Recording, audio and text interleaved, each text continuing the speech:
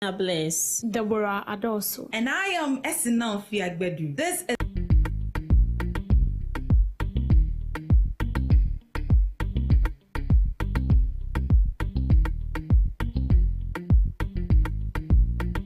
is GhanaTalks Breakfast Show, your morning companion.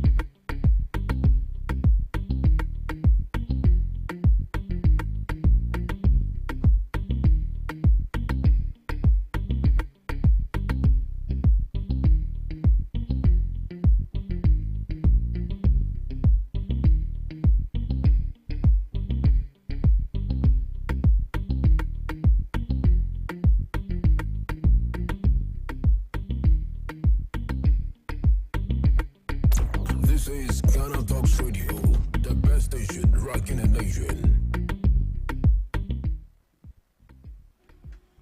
It's a beautiful Wednesday morning, and you are welcome to the GhanaTalks Breakfast Show right here on GhanaTalks Radio. This is the news headline review. Right here, we bring you all the relevant stories making waves in the news. I am your host, Ruth Esenam Fiagbedu, and joining me this morning is Ms. Deborah Dawson, and we have a new guest today who will be joining us on the news review in the person of Ms. Amina Anyigba. Good morning to you. How are you doing? Good morning. Hope all is well. The grace is sufficient. Oh, we thank God. Ms. Amina. So I'm the new guest. Yes, you are the new guest. We are liking your hair. Oh, thank you. Thank you. Ghana Bampa. Ghana ba. Natural girl. Sama bana eyi. Ahine gugu mti so. I see that. Na eno masedeng. So say Fulani, Amina. Eno masedeng. Don't worry. Because they usually braid this. You see that? Anyway, you look good in those braids. You look Thank very you. beautiful. Right. Let's dive into the main topic for discussion this morning. Minority accuses government of repackaging old land policies as reforms. The minority in parliament has accused the government of rebranding old land policies and presenting them as new reforms.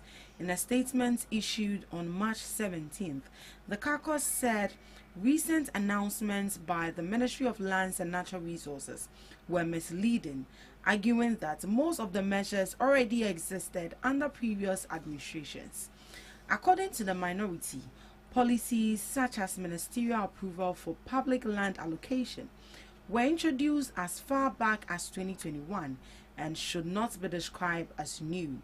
They also dismiss claims that the use of Form 5 for land applications is a reform, explaining that it is already part of the land under the State Lands Regulation 1962 LI 230. On digitalization, the caucus said systems at the Lands Commission, including digital land searches, were started before the current administration. They further pointed out that the Public Lands Protection Task Force was already in operation and had been reclaiming encroached state lands prior to the current government. While the minority says it supports the continuation of existing policies, its object to what it described as an attempt to take credit for past initiative. The caucus insists that Ghanaians deserve accurate information, not political rebranding of existing policies. So this is coming from the minority, and they are saying that the supposed new reforms that the Lands Commission or the Ministry of Lands and Natural Resources is bringing on board is actually a fallacy. These are actually initiatives that was brought into place way back in 2021, but the current administration has taken it on their head, making it seem as if it's actually a new reform that they've brought on board.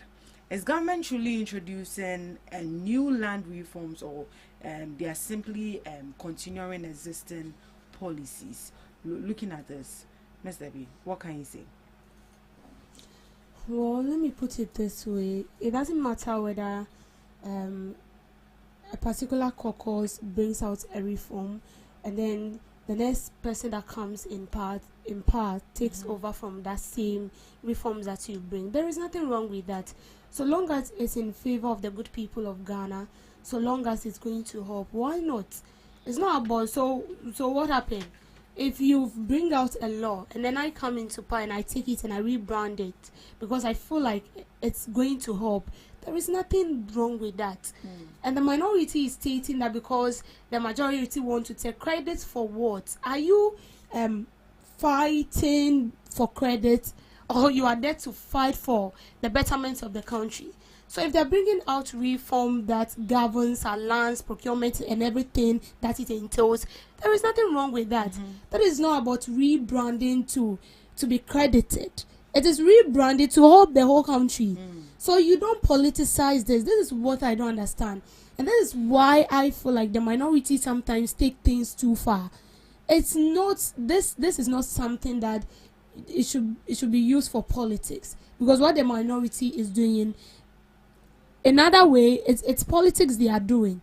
Because if you are telling me that, well, because this is the laws you brought, this is what has been written by your government, and then the next government that comes on board has also taken the same thing, so they've stolen from you. Stolen from you, say, the ideas that you've been bringing on board, you're not the first person to bring the idea. Sometimes, even as human being, you can think of something to do. You thinking of it and then making it manifest or materialize doesn't mean that you are the first person who brought up that idea. We have people who brought up that idea. We have people who started. They are already in the middle of the journey. You are not bringing it up. So you starting it or doing it does not necessarily mean that, you've copied from someone. No, it is also your idea, okay?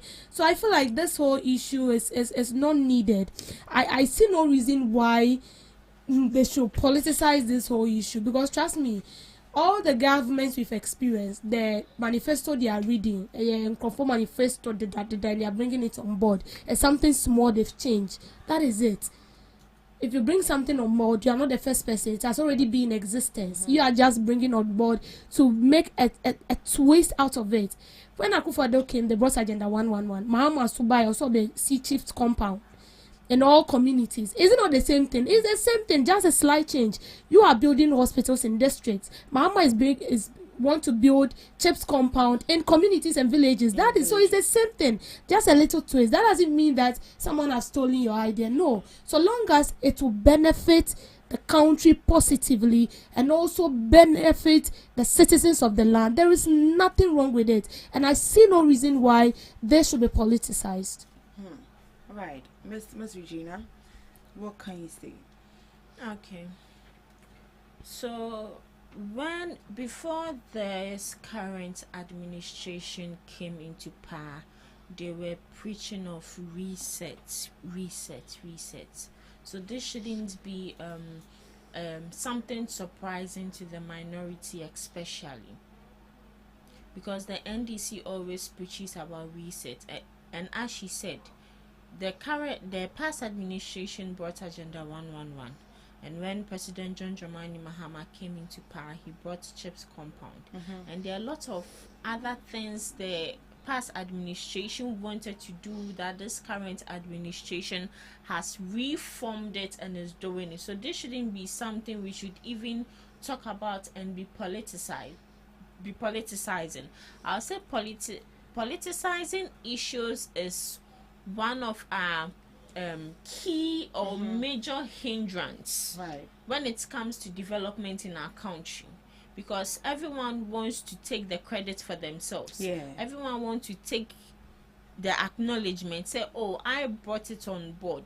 What happens to you brought it on board and someone else takes that same? Mind you can want to start a business, a perfume business, and we are in the same constituency, but it would be wrong if I also start the same business in that same constituency. But when I move to another place and I start that business, there's nothing wrong with it, because mind you, Ebiana, your target audience is not even in that constituency. It's in where you are. So I feel like when someone takes something and reforms it, they shouldn't be in the first place idea any nipa bakutrim.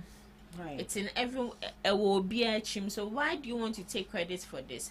And looking at the ministerial approval for public land allocation, before you even allocate land to other people, you need to make sure that it goes through the right process. Yeah. So is this what they are saying, that it has been stolen? And also the use of Form 5 for the land applications per the state land regulation, it is legal. It is something you can't take out. It is something you have to add. It is something which doesn't belong to one person. It belongs to everyone.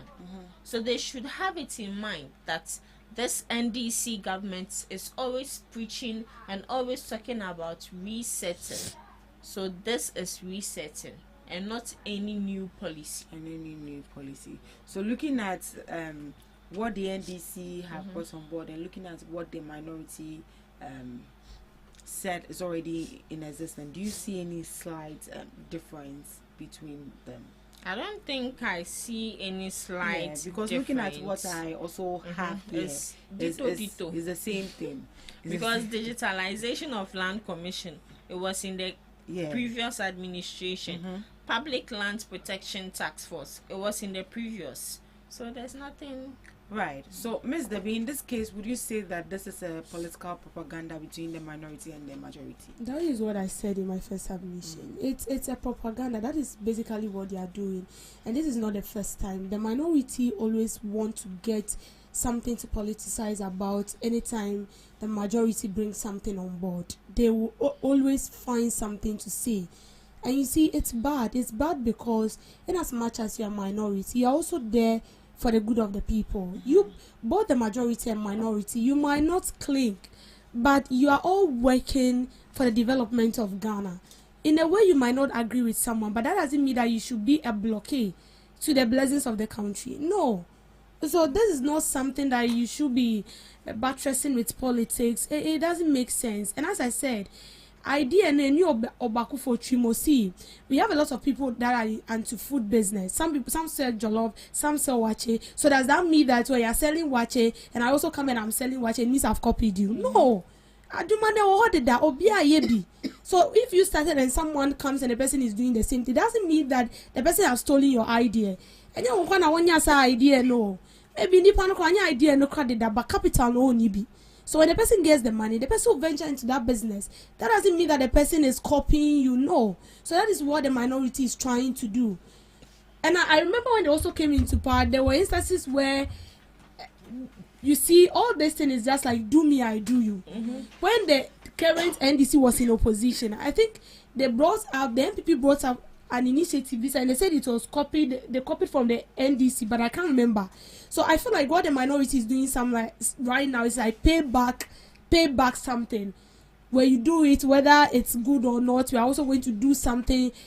They just want to cause confusion and chaos, and that is what they are doing. That is exactly what I also see with them doing with this whole presidential troubles and all of that. Yes. Yesterday we had a very heated argument here when I was asking one of the guests should recommend any other alternative they think the president should have used apart from using his brother's jet, and then he couldn't even answer because my brother has a Lamborghini.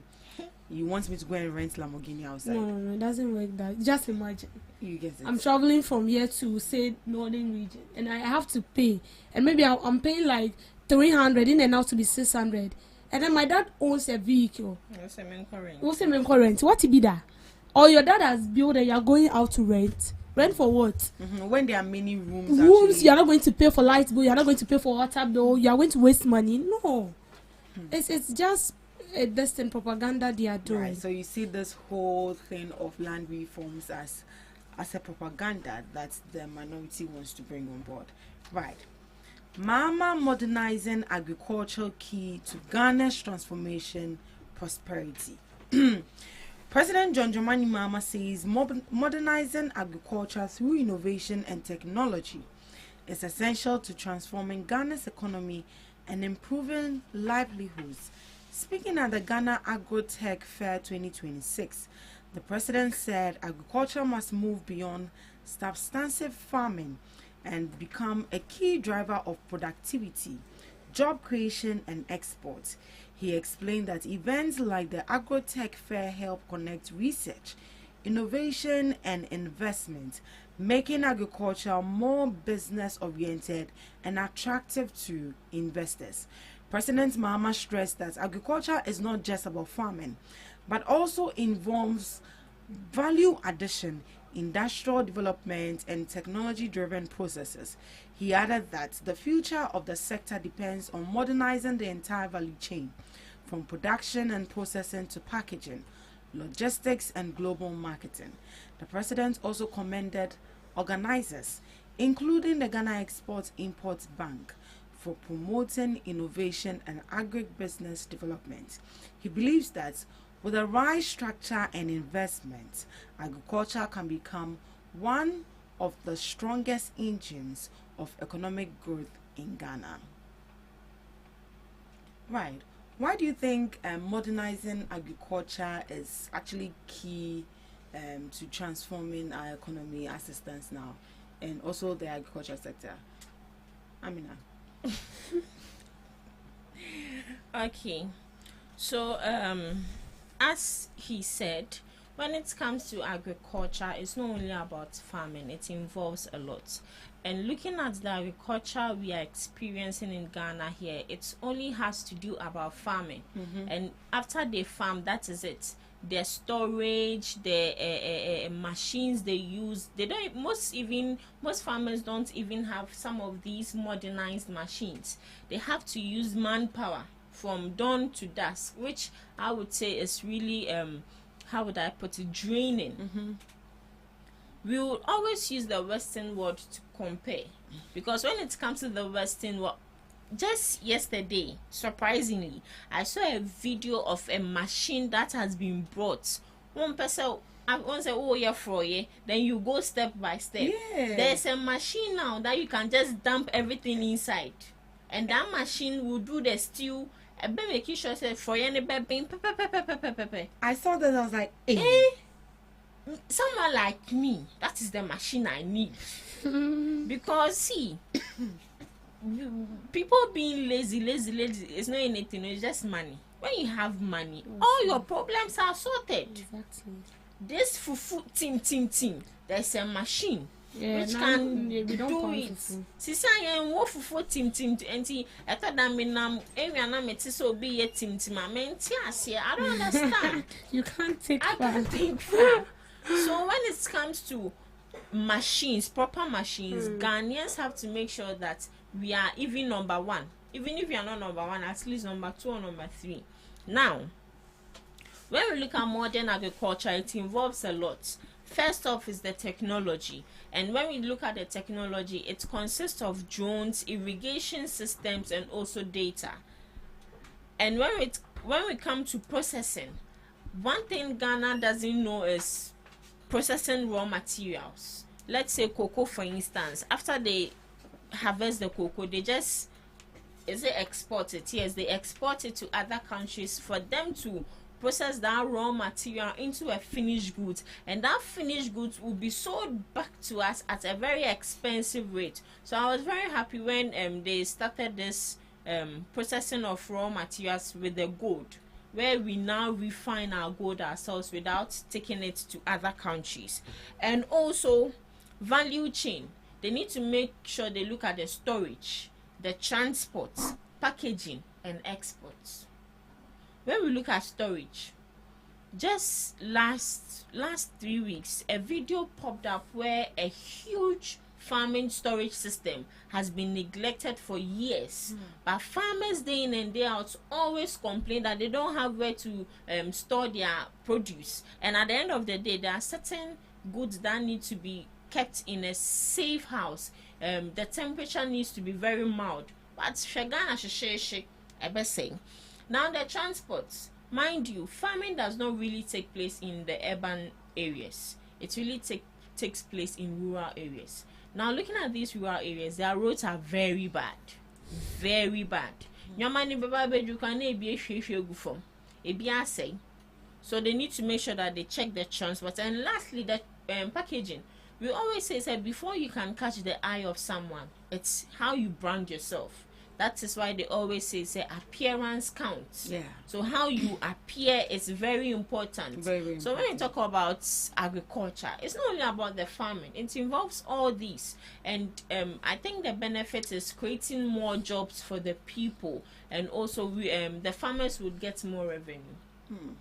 Yeah, so very, very important. It's high time that we move from the way we do things the old ways. They say, you don't have to use cutlass.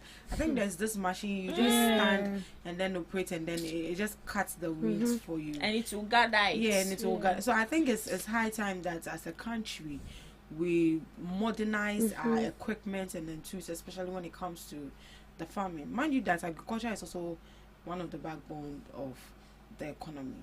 Right, Miss Debbie. Yeah, so when you listen to the president speak, he said agriculture is not only about cultivation, it is also about productivity.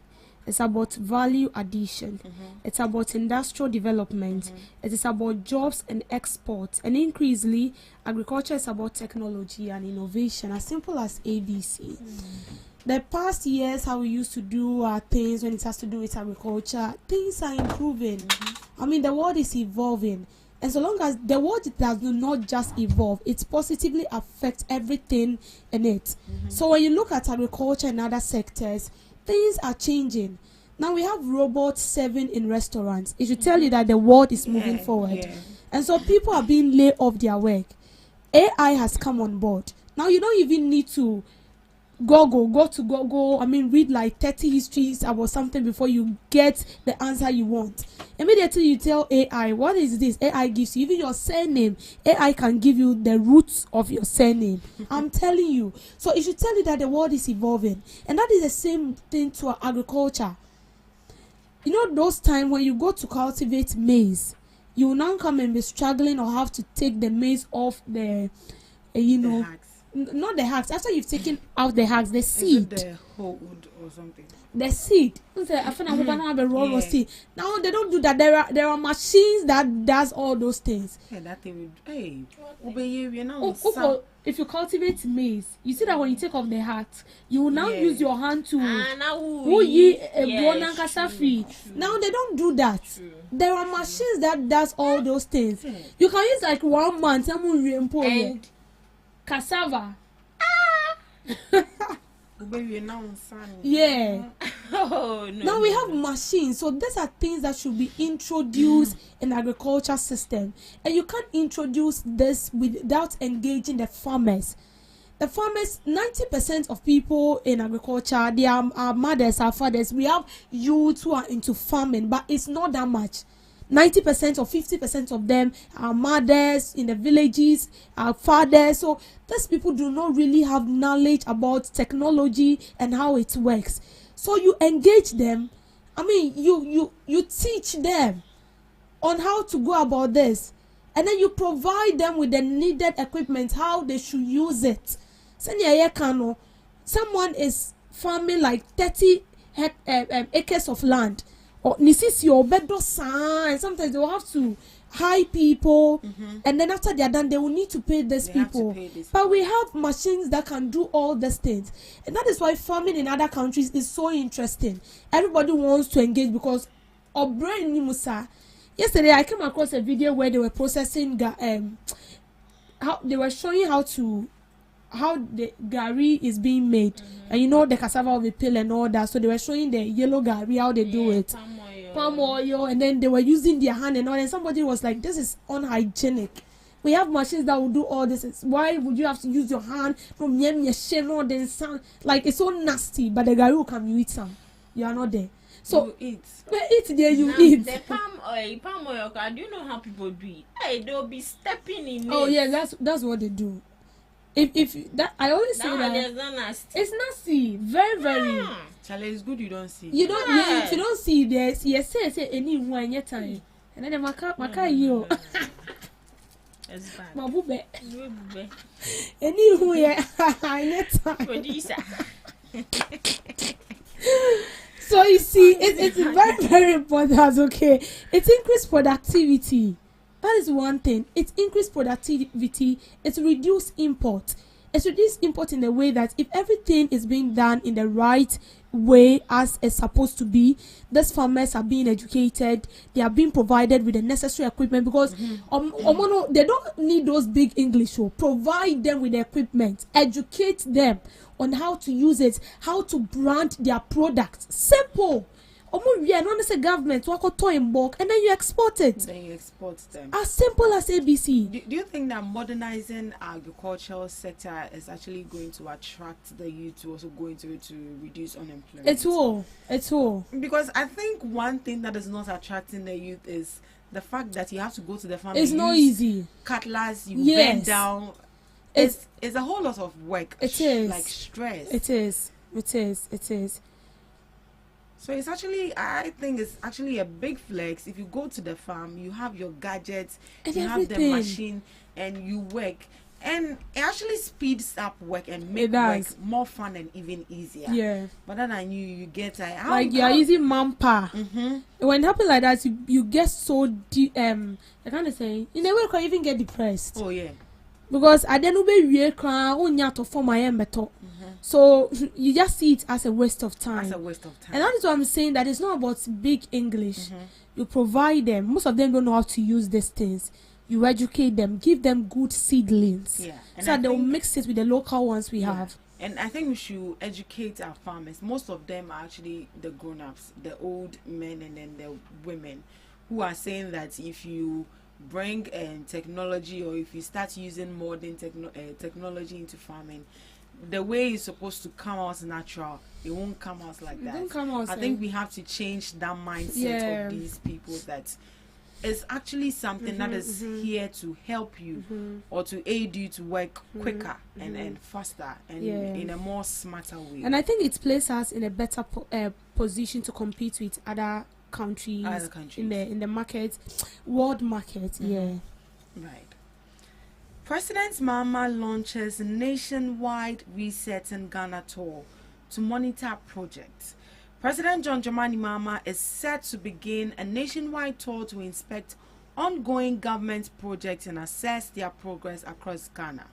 The initiative, known as the Reset in Ghana tour, will start in the Bono region and is aimed at strengthening engagement between the government and the citizens at the grassroots level. According to the Minister for Communications, Veles Kwachio Fosu, the tour will allow the president to get first-hand information about projects rather than relying only on reports from officials. He explained that the exercise reflects the president's approach to governance, focusing on direct interaction with communities and personally monitoring development efforts. The tour will involve key stakeholders, including regional and district officials, as well as traditional leaders. Vice President Nana Jane Opoku Agyemang is also expected to play a role in the broader engagement process. Government says the tour will help track progress, address challenges on ground, and also provide updates on major policies and development projects.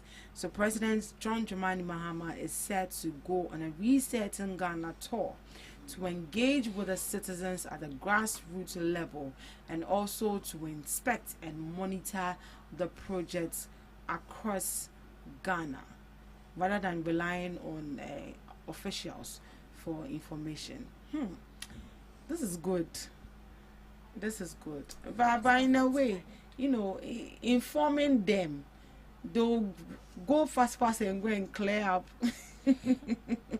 Right, Miss Debbie, what do you make of the resetting tour? This is the first time I'm seeing something like this. First of its kind. President's going on grounds. Yeah, you don't see that happen.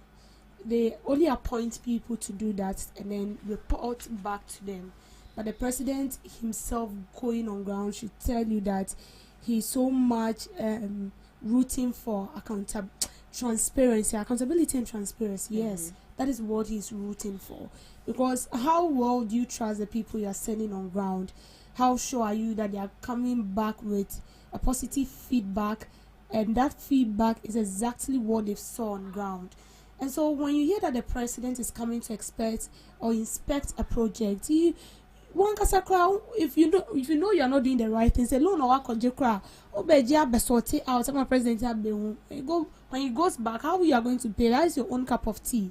And then when it happens this way, even if you are being handed a work to do by the president or by the government, you do it and do it well, because you know that no one is coming. You can't bribe the president to give him money so that he doesn't speak up. No, he's not corrupt. He will definitely inspect, and then you'll be asked questions. Maybe you have to complete this project within 6 months. Why is he delaying? What's happening? Is the money not enough? What have you used the money for? And why are you still at this pace? Like, why is it so slow?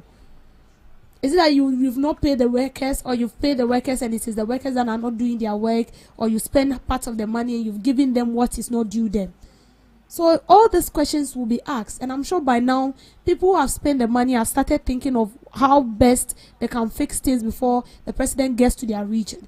And people who are doing the right thing are happy because they are ready for the president to come, and then they account to him what they've used that money for and how far they've gone with the project that have been handed over to them.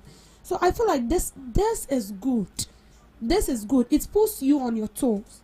It puts you on your toe. Because as we said, every time we be calling for monitoring, supervision, and all that. All those people for the past few years that have been going about to monitor and supervise, most of them are corrupt. They are corrupt themselves. Oh yes, they are corrupt. There's surely been a sort of like influence in there. But now the man himself is going. It's going. So go ahead there. You are going to stand in front of a president. You are giving him money to do what? Unless you turn yourself into a magician, maybe, and create the road. Maybe you've not created the road. Well, when I saw it, I was so happy and I was impressed. It's good. This is the first time for me I'm hearing something of this sort, that the president is touring all region, touring the region not to say thank you, not touring the region not to point finger at other people, touring the region not to not because of politics or anything, but just to inspect the development of that region. It is his sole priority, and so he wants to tour all those regions and ensure that whatsoever has been given to that region to do, they are doing it, and whoever is in charge is able to account to the president. Want me account, and they want to So you start from Bonner region and then you continue to the rest of the regions. And so just be on standby. Maybe the president will be in your community very soon.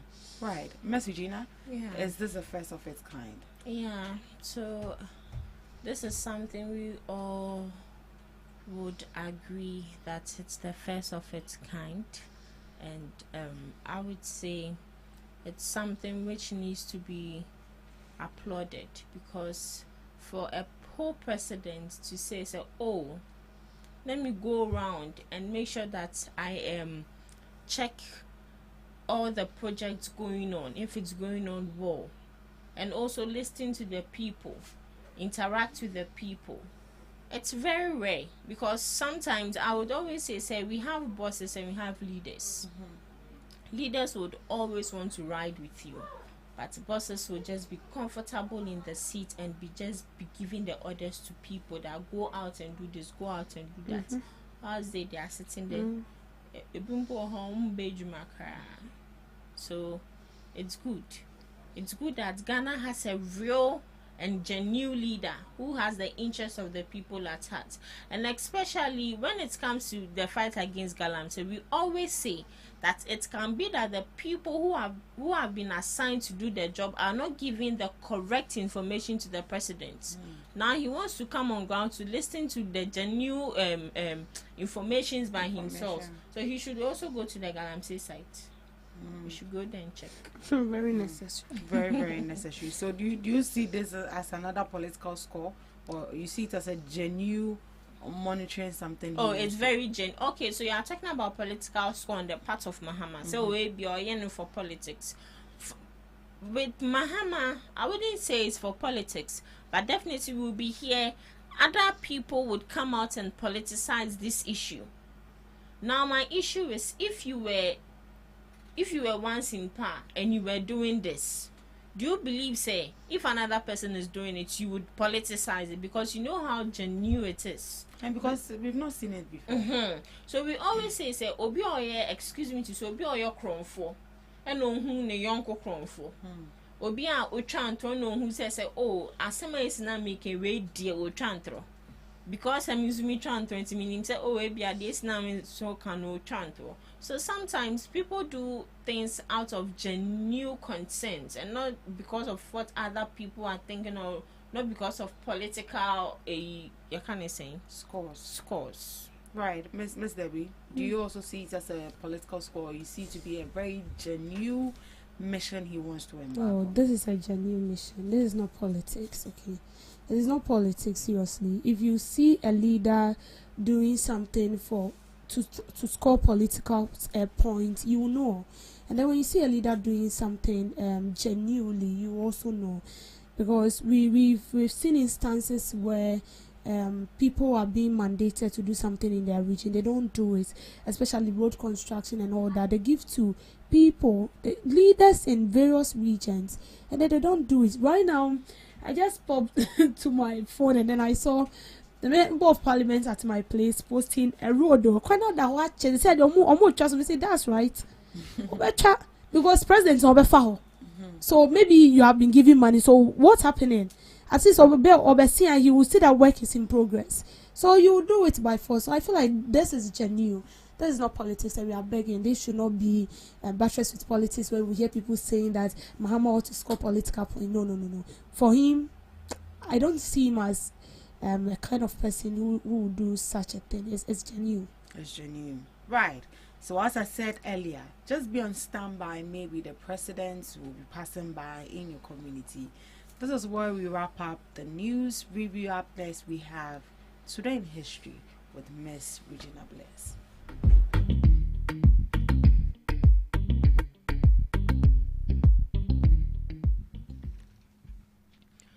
Bringing you today in history on this day, 1974. Arab members of OPEC lifted a 5-month oil embargo against the United States, which had been imposed in October 1973 following U.S. support for Israel in the Yom Kippur War. The embargo caused severe fuel shortages and a roughly 350% increase in U.S. gas prices. 1974, Arab members. Okay. Moving on. French-Algerian truce, 1962, ended the 8-year Algerian War of Independence, signed between France and the FLN, National Liberation Front. It initiated the ceasefire, paving the way for Algeria's sovereignty on July 5, 1962, following a referendum. National gas explosion kills nearly 300 at Texas school. The New London School explosion occurred on March 18, 1937, when a natural gas leak caused an explosion that destroyed the London School in New London, Texas, United States. The disaster killed nearly 295 students and teachers. To some global observances, Forgive Mom and Dad Day. It is a day dedicated to letting go of past grievances, resentments, and childhood hurts to embrace forgiveness and improve relationships with parents. It focuses on acknowledging that parents are imperfect, making it a day for healing and choosing compassion over grudges. Next, Global Recycling Day. Promote the crucial role of recycling in preserving natural resources and fighting climate change. It recognizes the 7th resource recyclables and urges global action to reduce waste, boost the circular economy, and support sustainability efforts. Lastly, National Awkward Moment Day. To embrace, share, and laugh at the embarrassing or socially uncomfortable situations that happen to everyone. It is designed to promote self-humor, reduce the stress associated with mistakes, and remind people that nobody is perfect. And that's all for today on Today in History and some global observances live on GhanaTalks Breakfast Show. Thank you so much, Miss Regina Bless, for Today in History and some observances of the day. When you say today is World Awkward Day, should we feel awkward or we should get rid of being awkward? No, you should embrace it. You should embrace being awkward. So let's say maybe you're in public and you do you belch. It's awkward. You shouldn't feel bad about it, but rather you should embrace it and laugh over it because no one is perfect. Because no one is. I want to say that's why it's today. So it's only today that you should do that. Yes. So today I'll let and you also you should learn how to be socially sensible. Because there are certain things you shouldn't do in public. Yeah, simple. That's that is what I will go in for. Because you don't, because of that, it's because oh, sorry. Sorry. Like, it's like anytime you go to public, you do certain things and then, sorry. No. I know of a girl who, like, walks up to me and belch in my ears. Yeah. Is she the one closer to me or someone else? I don't know. But I'm just saying that I'm going to allow it to happen today, to slide. Since today is World That's why when I was in senior high school, like, I was fond of doing, like, when I'm yawning, I'll just open my mouth, and then do it. I don't like make noise with it. I don't see anything wrong with that. I was thinking it was fun, and one day my madam blasted me in class. So you see, today is World Awkward Day. Yeah. And from our reader, she said you should rather embrace it just for today, but you shouldn't make it look as if say you should be doing it always. Yeah. So today I'm going to let her do it. I also do it to her. Yeah. I'll let her you come and watch me. Come and watch me. Right. Up next we have. Okay. Welcome to Debbie's Grill, where we talk about issues that concern the state, void of politics, fear or favor. The Vice President, Professor Nana Opoku-Agyeman, has underscored the need of closing communication gap between government and citizen, stressing that effective communication is vital to transparency, trust, and national cohesion. In a post shared on her social media page, she shared insight from a strategic meeting with Felix Kwachi Ofosu, Minister of State in charge of government communications, where they reviewed the current state of government communication and explored ways to improve coordination and public engagement. I spoke about the need of closing communication between government and citizen, noting that effective public relation is essential to transparency, trust, and national cohesion. I commend the ministry for its efforts, particularly the Government Accountability Series, and encourage stronger collaboration across agencies to leverage their unique strength. The Vice President emphasized the need for information to be managed responsibly and strategically, noting it shapes public perception and national confidence. Vice President Professor Nana Jane Opoku-Agyeman has brought on board that it's very, very important to close the gap when it comes to communication between government and citizen. Now, this is what she meant. A government comes into power, you said this is what you want to do, or maybe before you are being voted into power, you promise that you are going to do this, you are going to do that, and then when you come into power, you started with what you are doing. Imagine you've been in power for 4 years and you are leaving power. What do? You communicate to the people. This is what I said I'll do. This is what I have done. You don't just say it, you provide evidence that shows that indeed you said when you come, maybe you are going to construct 100 rows, and so you did it. You showed evidence, this is what you did, and indeed the citizens can testify that you promised and then you fulfill. And then another thing is you communicate with the citizens. So for instance, like what the president is doing, The president is going to tour 16 regions and then ensure that whatsoever he has mandated leaders in that region to do, he's going to inspect and ensure that they are doing it.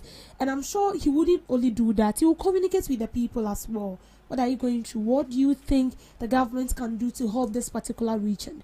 What are you lacking? What can my government do to help you? So you speak to the people. You let the citizens have this kind of intuition that they are part of your government. It's not only about you and your appointees. In as much as yourself and your appointees are working for the betterment of the country, you still need them on board because you have to hear them out. And that is the main reason why we have parliamentarians. They speak on behalf of their people. But in some instances, you still need to hear from them. So I don't know whether you remember this some time ago, even the finance minister, before the cedi to the dollar got stabilized, they went about speaking to traders, taking their info, what have been done before with the previous administrations we've encountered, what have they not done right, how can they improve, what are the traders expecting from them. They noted all these things. And I remember it got to a time they have to bring some of the traders to the office of the finance minister together with some stakeholders. And then they brought ideas on board. That is how, governance should be. It shouldn't only be about one person, no. And then as much as we are doing that, our focus and our aim is to promote transparency. And for these same people to be accountable. It is very, very necessary. Accountability and transparency is always preached because we want to get rid of corruption. Simple as ABC. That is why accountability and transparency is so crucial. And that is why we always talk about it. Because see, if you are being employed to a company to work, there are certain things they're expecting from you to do. Okay? So when you don't do that, maybe at the end of the day, if you don't account to them, this is what you've done, then what are you trying to communicate to them? That is a bad signal you are giving. So it's the same thing. It's the same thing here. If you're a leader, you are being chosen to occupy a particular office. If you are done with your term, you need to be accountable to the people, accountable to your president. Whatever transaction went on, you put it on table. You let the people know that this is it. You need to be sincere to the people. There shouldn't be a gap, a very huge gap between the government and the ordinary Ghanaian. Mind you, you are there because of the ordinary Ghanaian, as you people call us. You are there because of the Ghanaian people. And so whatsoever you do up there, policies you put on board, initiatives you bring out, it is all in favor of the Ghanaian people. Because you are doing it for them. If today we build hospitals, schools are built, roads are constructed, it is these same people that are going to enjoy. So you are doing it in their favor.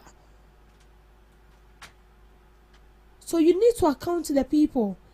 And you see, this is, I'm not trying to buttress this whole issue with politics, but this is what, the previous government didn't do right. And we are expecting that this current government wouldn't do same, will not repeat the mistakes that were committed by the previous administration.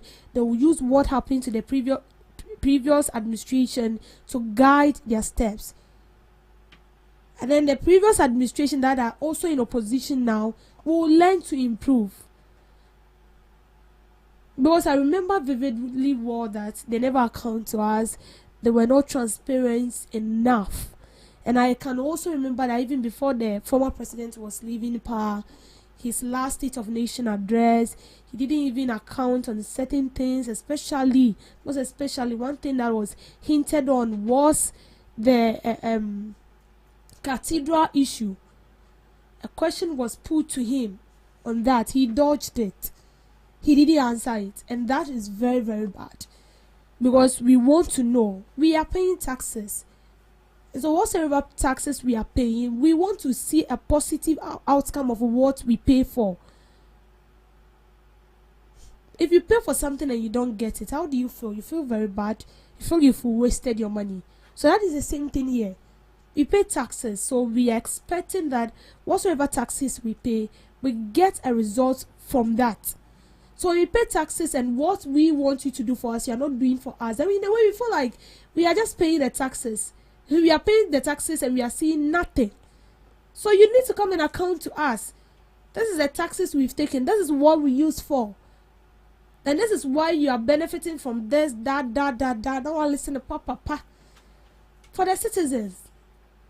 But when you don't do that, it raises a lot of speculation. It raises a lot of, things in the minds of the ordinary Ghanaian. Are they stealing from us? What is going on? We are being left in the dark. But when you do something, what am I in for? This is what is going on. This is what my government is bringing on board. This is how far we've reached. Oh, yes, we started with this. At first, we said this amount of money will be used to complete this particular project. But along the way, we've realized that no, this amount is not going to help us. So we want to bring in a new idea. This is what we are bringing on board. We apologize. Simple. Where in your BBA, you don't just say it. You prove to us that it's true. This is what you've done. And then when it's happened like that, it boosts the confidence of the citizen in the government. It builds trust, because we can sleep, rely on you, and then we know that you will deliver. But when we don't see that, we are scared. And then we see you as embodiments of the previous governments we've experienced.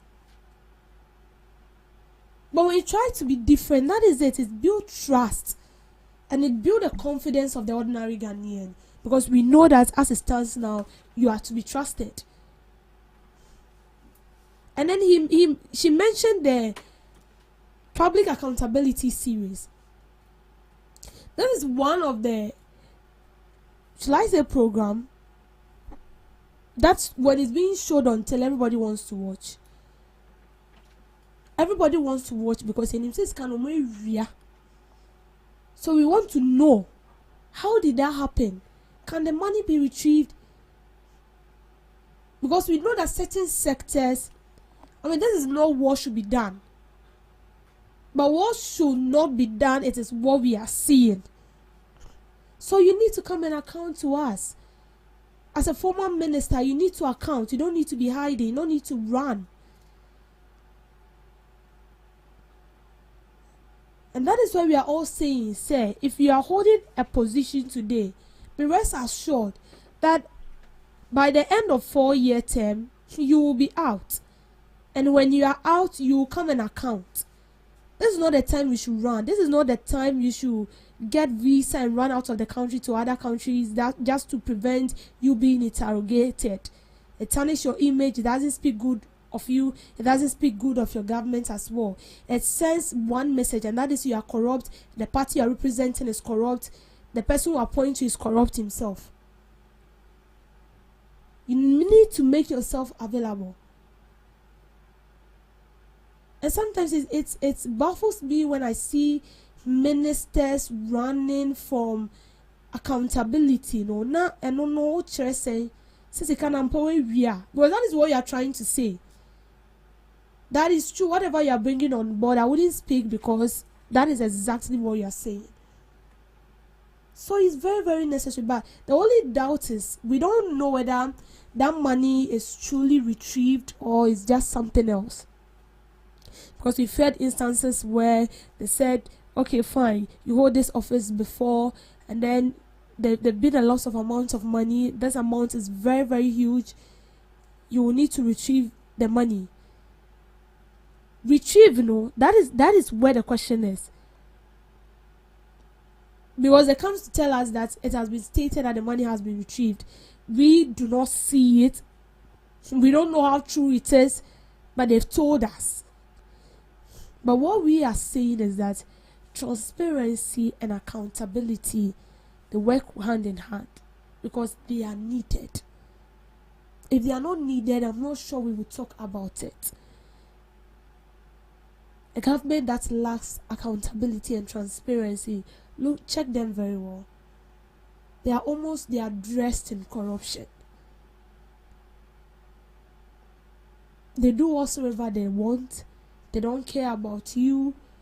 They don't even account to you. They don't do that because immediately they get there, they see no reason why they should come and account to you. And they know that the law at the end will favor them. And so they do whatsoever they like, which is not supposed to be so. And that is why we are calling on you that come and account to us. And as I said, I hope this current administration will learn. And I will say they've started. The president has started. Touring 16 regions. It's all part. It's all part. Sometimes it's not about how huge you do something. The little you do, people appreciate it. Talking to the people and giving you feedback is already an assurance that you have them at heart. That's number one. And then they know that so long as you step your foot there, their concern will be addressed too. They see you as different from other people. And that's number 3. It's very, very crucial. And we need to pay attention to it. Thank you for making time with me on Debbie's. Thank you so much, Ms. Debbie, for that girl. And thank you too for joining us on the first segment of the Ghana Talks for Show. We'll be going for the news shortly, and right after the news, we'll be back with the second segment. Please stick and stay with us.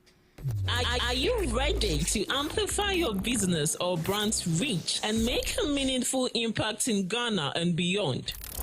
Partner with Ghana Talks Radio today to connect with a diverse audience across Ghana and beyond.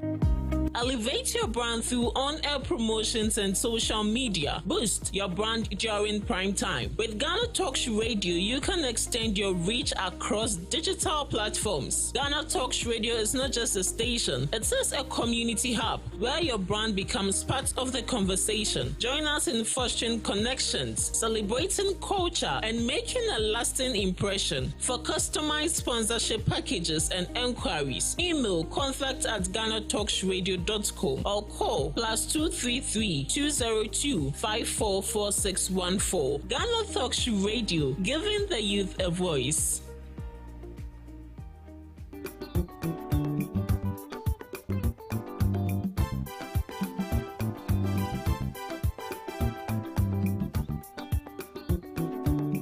Ghana Talks Radio, UK, Abrichimemu, era from Ghana Muha at the sound system, which is spinning machine papa, a free amana nearby begu among Ghana Muha.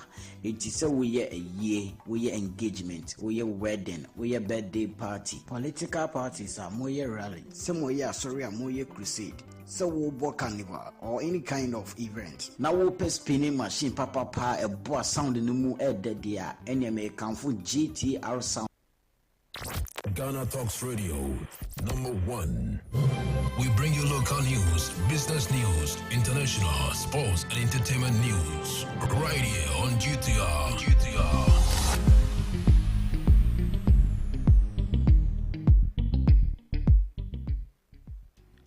Hello, good morning, and welcome to the morning news update on Ghana Talks Radio.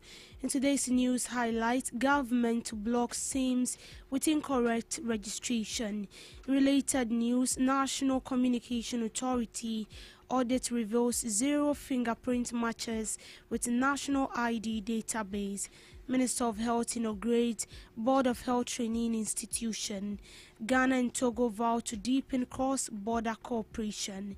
Also coming up, Fisheries Ministry to equip canoes with transponders for safety.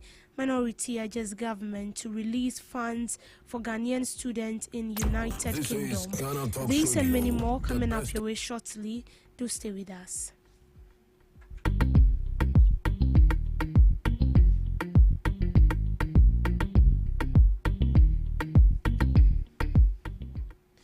To address issues from previous SIM re-registration exercise, The Minister of Communication, Digital Technology and Innovation, Samnate George, has cautioned that any SIM card registered with someone else's Ghana card will be blocked.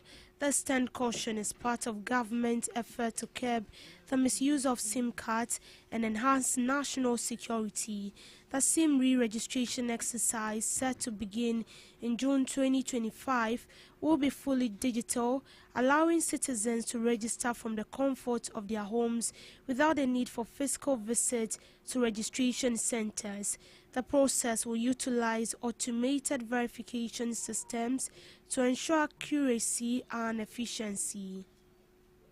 And let me just state one thing in addition to what DG said relative to what the CEIR will do for us. If you register a SIM card for somebody, and this is because I'm saying this, I want to emphasize on this so that people don't fall victim. Someone will come to you and say, please register for me. Please do not register a SIM card for anybody who is not your dependent. Say maybe your own child or a family member.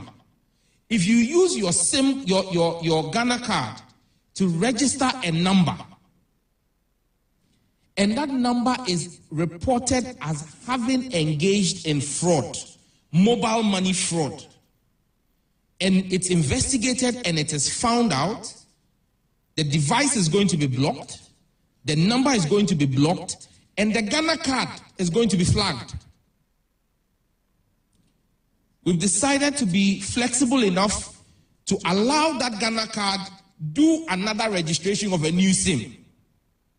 But if the same Ghana card is found to be involved in more than one fraudulent registration of a number used in mobile money fraud, that Ghana card will be blocked and barred from being able to register a SIM. In related news, the National Communications Authority has disclosed that an audit of SIM card registration from 2021 to 2023 showed 0 fingerprint matches with the National ID database, raising concern about data integrity. Director General of National Communication Authority revealed this during a stakeholder engagement, citing preparation for a SIM re-registration exercise to improve accuracy and security.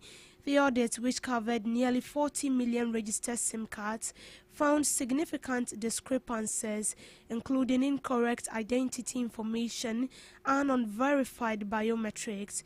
Facial recognition checks fared slightly better with 81.1% of 2.3 million registrations, but lacked liveness checks, making it difficult to verify authenticity of card holders. The National Communication Authority attributes the discrepancies to differences in biometric data capture methods between SIM registration and national ID processes. The upcoming SIM re-registration exercise aims to address these issues by strengthening verification processes and aligning SIM registration with the National Identification Authority database. So in June last year, we took a sample of the about 2 million registrations and tested it against the NIA database, the IDs. Next slide. The IDs. And we found that some SIM records could not be verified against the NIA. I'll give you some specifics very soon. Some registrations contain incorrect identity information. Some biometric records could not be confirmed, and I would see that as for the fingerprint, it was 0%. There was no match. And then there were some data inconsistencies observed between systems. Next slide. So when it came to the facial match, out of the 2.3 million registrations that we attempted to validate, 81.1% matched. But remember, in the event, there was no liveliness check. Then you still couldn't tell that the one who presented it was indeed the person. So about some 18.9% of what we, and remember, we have some almost 40 million numbers registered. So this is a very small sample that we tested. And so about 81% had a facial match. But when it, next slide, when it came to the fingerprint, it was 0. Fundamentally, the NIA fingerprints were taken with contact, whereas what we did with the SIM, with the mobile registration the last time, was contactless. And fundamentally, it would create a challenge as far as matching the two fingerprints are concerned. Next slide, please. Yeah, this is just an example we want to show you. There are 2 ID cards. The names are the same. The card pin is the same. Okay? The date of birth is the same. And these were the things that we're checking in the first phase. That's the stage 1 verification. We will send the card number and then they will return to us the name and database. These are 2 different cards. The photographs are different. But the first phase will match. The first phase will match because the name is the same, the pin is the same, the date of birth is the same. But the photographs are different. Their heights are different. And other, even the dates on the cards are different. So this is a typical, there are several things that for data protection reasons we don't want, because we don't know which of them is the, yeah, it's the next slide. Health Minister Kwabena Mensah Kando has officially inaugurated the Board of Health Training Institutions in Accra. The minister stated that the board will provide oversight, guidance and strategic support to ensure efficient and responsible management of health training institutions in the national interest. According to him, appointments are not honorary titles, but a solemn call to service requiring integrity, discipline and result-driven leadership. The inauguration is part of government's effort to strengthen Ghana's health system and improve healthcare delivery in the country. First, the ministry is deepening its focus on specialized nursing and professional training. So this is a clear policy shift. Government is not only opening and building nursing training institutions, but what we are doing at this point in time is to concentrate on the specialties. We all know that we have introduced what we call Mahama Cares, with dedicated funding on the treatment of non-communicable diseases. There's a huge gap with regards to the professionals who will help in treating these diseases. And as government, our policy must address that gap. And so those of you, especially opinion leaders, who are demanding the establishment of nursing training colleges in your constituencies and in your inaugurated advisory boards, your appointment carries both honor and responsibility. You are entrusted with an important governance mandate at a critical time in the development of our health professional education in our country. Your role is to provide oversight, guidance, and strategic support to ensure that these institutions are managed efficiently, responsibly, and in the national interest. You are not to go and share the office of the principal with him or her. Please, let's be guided. Thank you. In this regard, allow me to emphasize 3 expectations. First, uphold good governance through the transparency, accountability, and prudence in the management of institutional resources. Second, champion quality by supporting academic excellence, high standards, and continuous improvement in teaching, practical training, professional conduct, and students' welfare. Third, remain guided by purpose, always remembering that behind every administrative decision are the lives of students and the well-being of the many Ghanaians who will one day depend on their. Ghana and Togo have reaffirmed their commitment to strengthening cross-border arrangements with a focus on enhancing trade, security and economic cooperation. The two countries' leaders met recently to discuss ways to boost bilateral ties, particularly in agriculture, energy and transport. According to the Minister of Trade, strengthening joint efforts aim to combat cross-border crimes and facilitate smooth movement of people. The leaders also emphasized the need of reactivating the Ghana-Togo Joint Permanent Commission for cooperation in driving the initiative forward. Kanu border. Na as Minister for Trade, Agribusiness and Industry, Meniaji. Na yeda Trademark Africa, oni omu collaborators ase. Se omu aboka no maye solar ewo eha. Se beya 24/7 electricity interruption biama. Ni nyina omo ye no pese omo facilitate trade. Unim se trade ema ne mabunu pa na eye. Ade bia wo beya wo de beboa ema ne mabunu no eboa wo so. Eboa nkro no nso so now Togo and Ghana yebenya sa trademark for ade ho faso pa. So oba ekura ne bampo no si ha on minimum sa na okọ. This shared walkway was done by Trademark Africa. Anya no nko asebe omaye ejanan bia enso kama usi a obetimi aye ohu yi. Can you imagine so oba wasi ha na bibisa ani hwa emwa. We nyina ma itimi ye adwuma no indignity. Udu ha so asum ni ha. Solar no ma hyehyɛ ne say 24/7 esi so kama. And now face so power generation 24/7.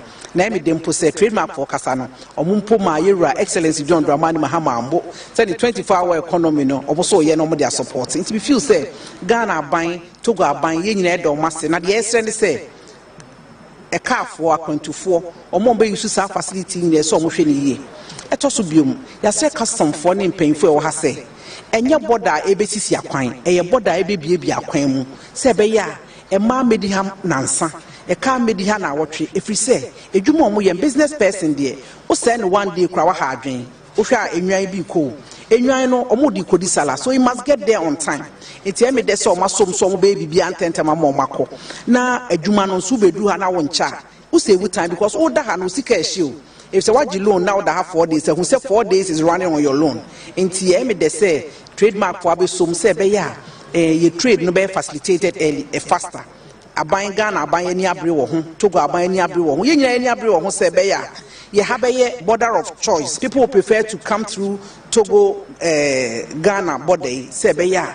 Omo nyoma be kama. Obi abaka so mefa Togo ni Ghana border. So if say what the onam hwa, onyoma ni nyina intentem nkrata asem ye intentem onche. Mpanyimfa ka kire me say so obi bia kama within less than an hour oko. Inti mesre oboso omo ye adwuma ne se yon krata ni nyina kama oye ne kama na ade duru ha dia 1 hour pepede utwam akọ na che se border na na ye biebie mu no inti ye nyina take opportunity of what we have here right now so that trade becomes seamless. The Ministry of Fisheries and Aquaculture is set to license artisanal fishing canoes and fit them with transponders to enhance communication and safety for fishermen at sea. This move follows a recent pirate attack on fishermen at Senya Berku, highlighting the need for improved safety measures. The initiative aimed to improve emergency response, enhance tracking and monitoring of fishing activities, boost security for fishermen, and promote sustainable fishing practices. I'd like to use this means to assure our fishermen and the general public that a lot of work is going on around this piracy issue. That as Mr. Chair, you know, some border on national security issues, so can't be said in public. But just to assure people that a lot is happening, that to protect our fishermen so that they can go to sea and come back safely. So one of the things we are doing in the sector, for example, is to license canoes. The law enjoins us to license all fishing fleet. We have done that successfully for industrial and semi-industrial. It's never been able to be done for artisanal, but we are going to start that process with them. But we are also going to be working to put transponders on their vessels so we know where they are at sea, and also importantly, communication systems.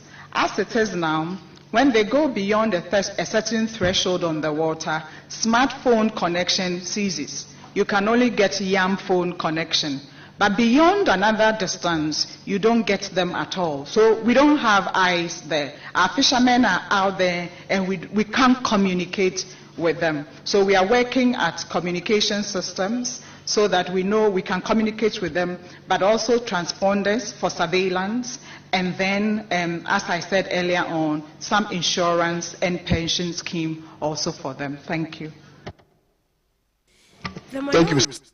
The minority in Parliament is calling on government to urgently release funds and settling the fees of Ghanaian students on scholarship in the United Kingdom. According to the caucus, affected students are yet to receive financial support for the 2024 and 2025 academic year. More than 180 students at risk of losing their university housing due to outstanding tuition and accommodation fees, with similar situations reported in the United Kingdom and Eastern Europe, where students are facing court action over unpaid rent. The minorities urging government to immediately implement payment plans, reopen communication lines with affected institutions, and release emergency funds to secure academic and living conditions of students. The students have informed us that their visas expired on 30th January 2026. In the responsible efforts to avoid overstaying and breaching UK immigration laws, some of them applied for graduate visas under the post-study work arrangements. However, these applications were declined because their tuition obligations remain unsettled by their financial sponsors. The petition also points a painful picture of the hardship these students are currently enduring. Many have exhausted their personal savings while waiting for the state to fulfill its obligations.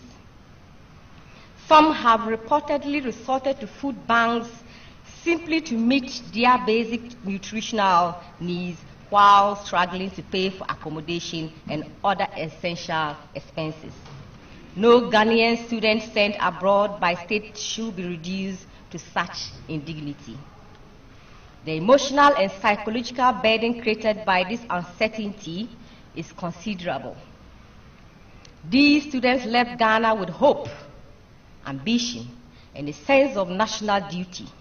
Today, they face anxiety, embarrassment, and the frightening possibility that their academic journey could be cut short through no fault of their own.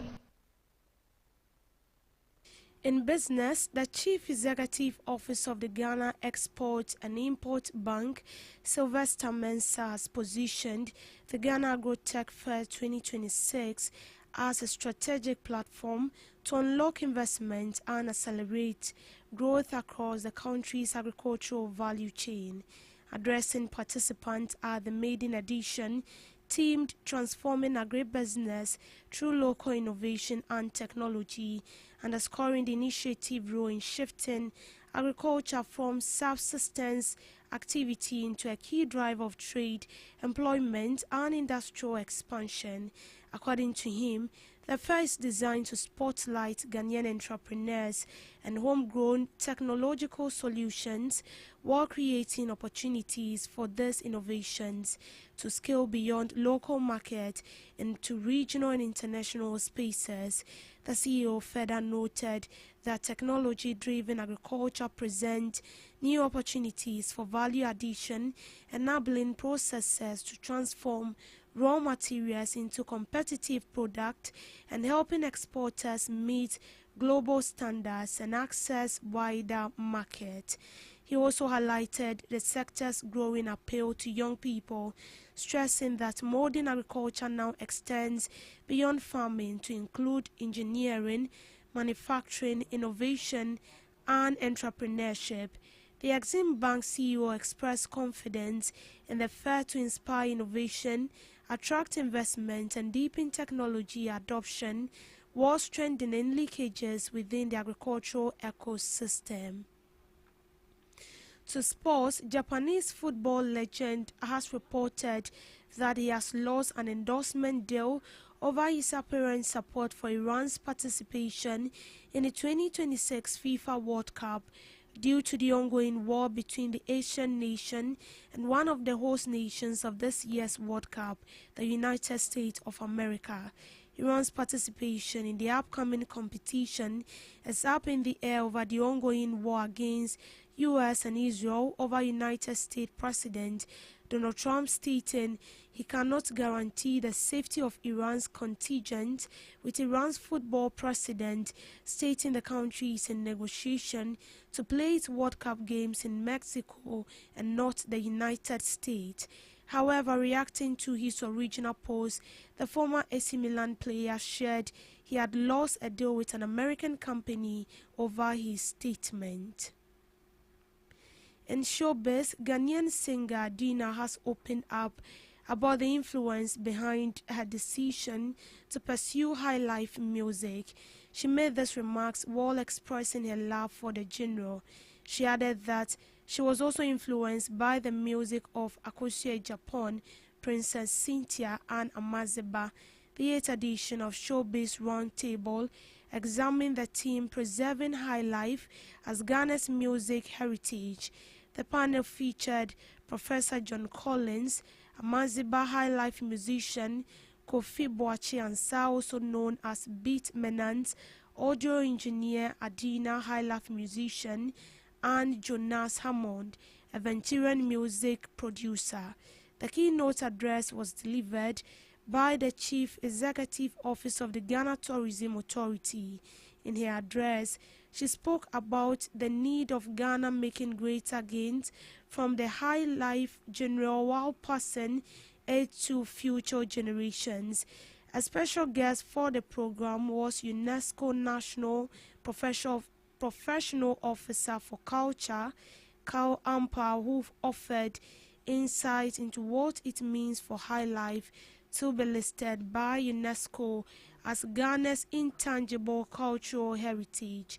The show had a live studio audience made up of musicians, journalists, music producers, music executives, and other creative industry stakeholders. On global update, Keir Starmer has said the focus must remain on Ukraine despite Iran war as he meets President Zelensky in Downing Street. Welcoming Ukrainian leader to number 10, the Prime Minister said Putin cannot be the one who benefits from a conflict in Iran, whether that's oil prices or the dropping of sanctions. The United States has temporarily eased sanctions on some Russian oil in an attempt to tackle surging prices triggered by the conflict in the Middle East. During the meeting, leaders will agree a new defense partnership aimed at attacking and also tackling cheap attack drones. Downing Street said the deal will bring together Ukrainian expertise and the United Kingdom's industrial base to manufacture and supply drones and other capabilities. Under the partnership between the United Kingdom and Ukraine, closer cooperation in the defense industries will also be sought with third countries as part of efforts to boost international security. Britain will also give 500,000 fund an AI Center of Excellence in Kyiv. The two leaders are also expected to discuss further support for Ukraine against Russia's full-scale invasion, now in its 4th year. Meanwhile, Zelensky also met the King of Buckingham Palace and was invited to take tea with the monarch in his private study during a 25-minute meeting. Ahead of the meeting, he retreated UK's support. The pair would discuss battlefield development, energy security, and negotiations to end the war with Russia and the United States. It comes as US-Israeli war with Iran enters a third week, while the United States President Donald Trump continues to criticize United Kingdom and other countries over the extent of their response to the conflict. Rising oil prices are fueling Russia's war machine, while Ukraine's allies are distracted and divided over the Middle East. Zelensky is currently on a tour of European capitals to shore up support and keep his conflict at the forefront of allies' mind. In his oversight address, he said he was working to boost Ukraine's defenses, but the key to peace was putting more pressure on Russia. Last week, teams of Ukrainian military experts were sent to Qatar, the United Arab Emirates, and Saudi Arabia to help defend against drones launched from Iran. And that's all for now on the morning news update. Do want to log on to all streaming platforms at Ghana Talks Radio for more news stories. I am Deborah Adoso. Good morning.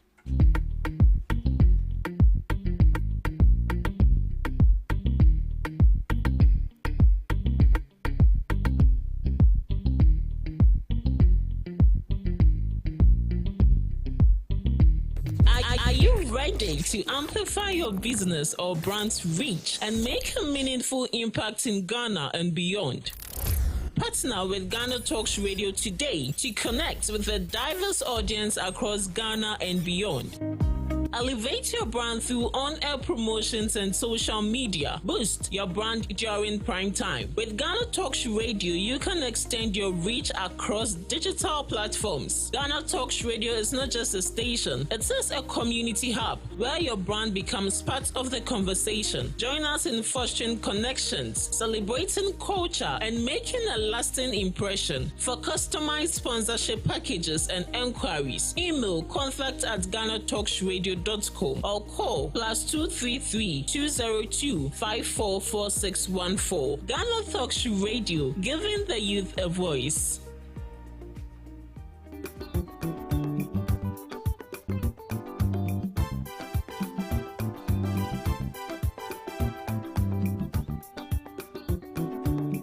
Ghana Talks Radio ɛwɔ UK abrochimemu era from Ghana mu ha the sound system which spinning machine papa every amana ne aba begu oman Ghana mu ha enti se we engagement, we wedding, we birthday party, political parties are moye rally, some way sorry moye crusade. So we'll book carnival or any kind of event. Now we'll pay spinning machine papa a boa sound in the mu at the dia any American for GTR sounds at the Emao. Your live band in so our tones at the frame ya beat me ababeboa ama ujumedia woody and so at me I come up. Yawo enkan poponi mantemo anya aponchi hotel ahope pepe ena yebutu odi ane se wo befre empanifo ewo 0546960510 GTR sounds emu de angaza.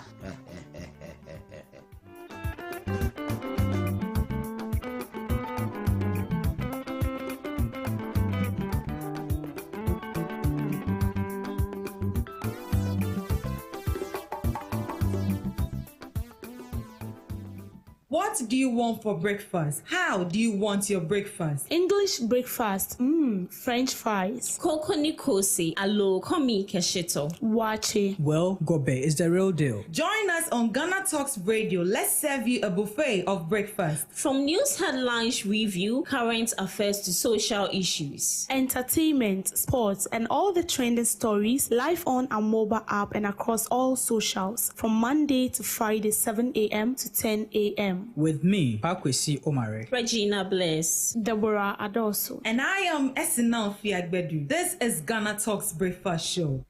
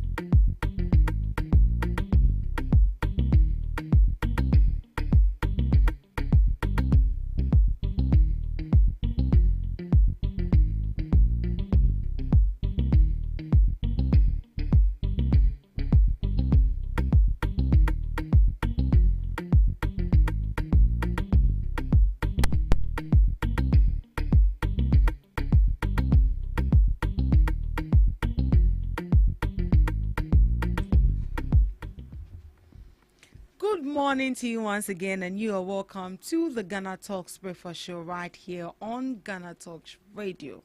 Yeah, you are streaming right here in Accra, in Aponchi Hotel, and this is Ghana Talks Breakfast Show. We are streaming live on Facebook at Ghana Talks Radio, on YouTube at Ghana Talks Radio, and also on X, formerly known as Twitter, also on Ghana Talks Radio. Do well to send in your comments, your opinion on the issues that we are about to discuss this morning. And as you know it, we come along with knowledgeable guests during our second segment who are going to be delving into the issues, topical issues, national issues, could be social issues, it could be any issues at all that are of national concern that I believe that you are also looking forward that someone also speaks up and know what the person actually also thinks about that issue. So for our topic for discussion this morning, we have Mahama launches nationwide reset in Ghana tour to monitor projects, and also the issue of the cocoa sector crisis. I believe it's still trending. There are new developments to that particular news story, and we'll be looking into it as well. Sitting right here in the studios with me is one fine gentleman, a knowledgeable one for that matter, in the person of Mr. Augustine Dudu from the NDC Regional Communications Team member. Right. Good morning to you, Mr. Dudu, and you are welcome to the Ghana Talks Breakfast Show. Good morning to you. How are you doing? I'm so blessed today to be here this morning. I'm representing my political party, the National Democratic Congress. That's nice. For that matter. Yeah. Right. How has it been so far? Very cool, Communicating for the NDC. Oh, very superb, with the NDC, since everything is going on well and you can see that there is economic stability, there are so many things to talk about. So when we are being invited, we do not, we are not scared to talk about the positivity of this country. Yeah. All right.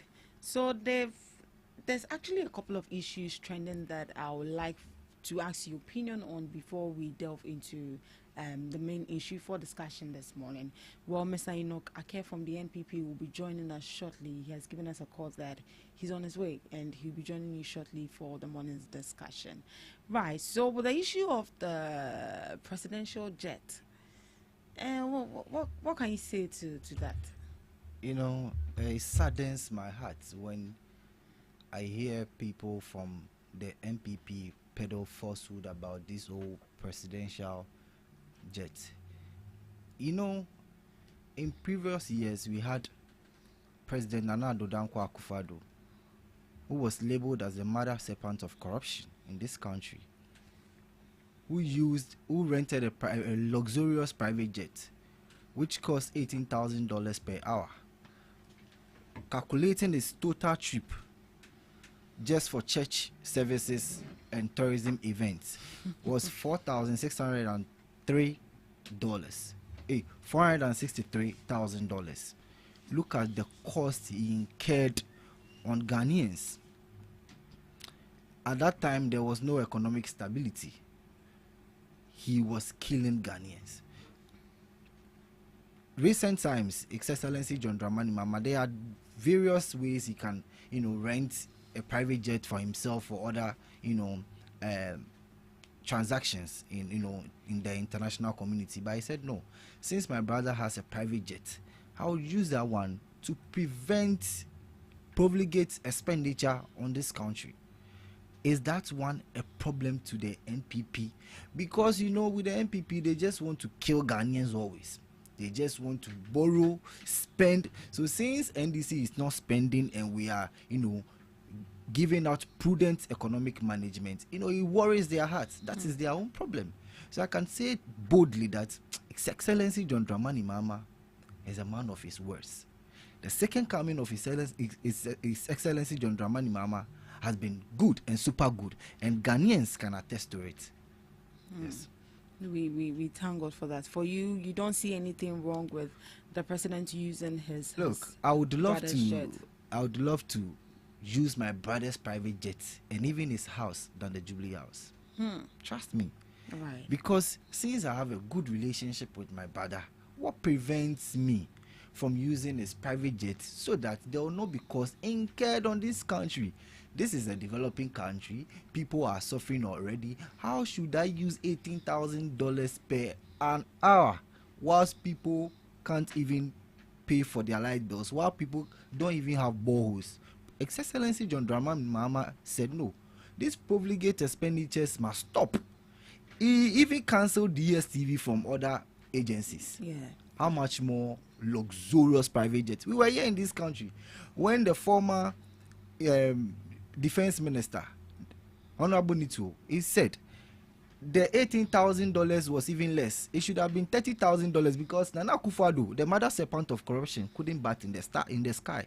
He couldn't bat in the sky. It's so funny when you hear the MPP talking about His Excellency John Dramani Mahama using his brother's private jet because of conflict of interest. Come on, we're here in this country when Nana Danko Akufo-Addo, the only head of state, the only former head of state, gave his own daughter Jan Krumah, board member of the creative art industry, and was awarded huge sum of contracts in this country. So when we are talking of conflict of interest, they did a lot. We're here when Bawumia's sister Larba was appointed as the NDA boss. She siphoned over 2,000 aboboyas. What did anybody? She couldn't account for it. When Bawumia realized that Akufo-Addo and his family were looting and they were extorting a lot from Ghana, he said, no, let me elevate my sister. And the sister became the gender minister. Only God knows what she did there. You understand me? So I can go on and on and on about what Akufo-Addo, the mother serpent of corruption, did to this country, and Bawumia is too icy what they did to this country. So yes, that's what I have to say about the private jet. I just want Ghanaians to have faith that His Excellency John Dramani Mahama is not here for reckless expenditure. He's here to make things work. Right, he's definitely here to make things work. Well, there have been some comments of from people, especially from the minority, that it actually looks like whenever NDC comes into power, Ibrahim Mahama buys a jet, and they keep asking this question: that is that jet really for Ibrahim Mahama? Do you believe that assertion made by people? You know, I always say that Ibrahim Mahama has been a business mogul in this country, and everybody knows.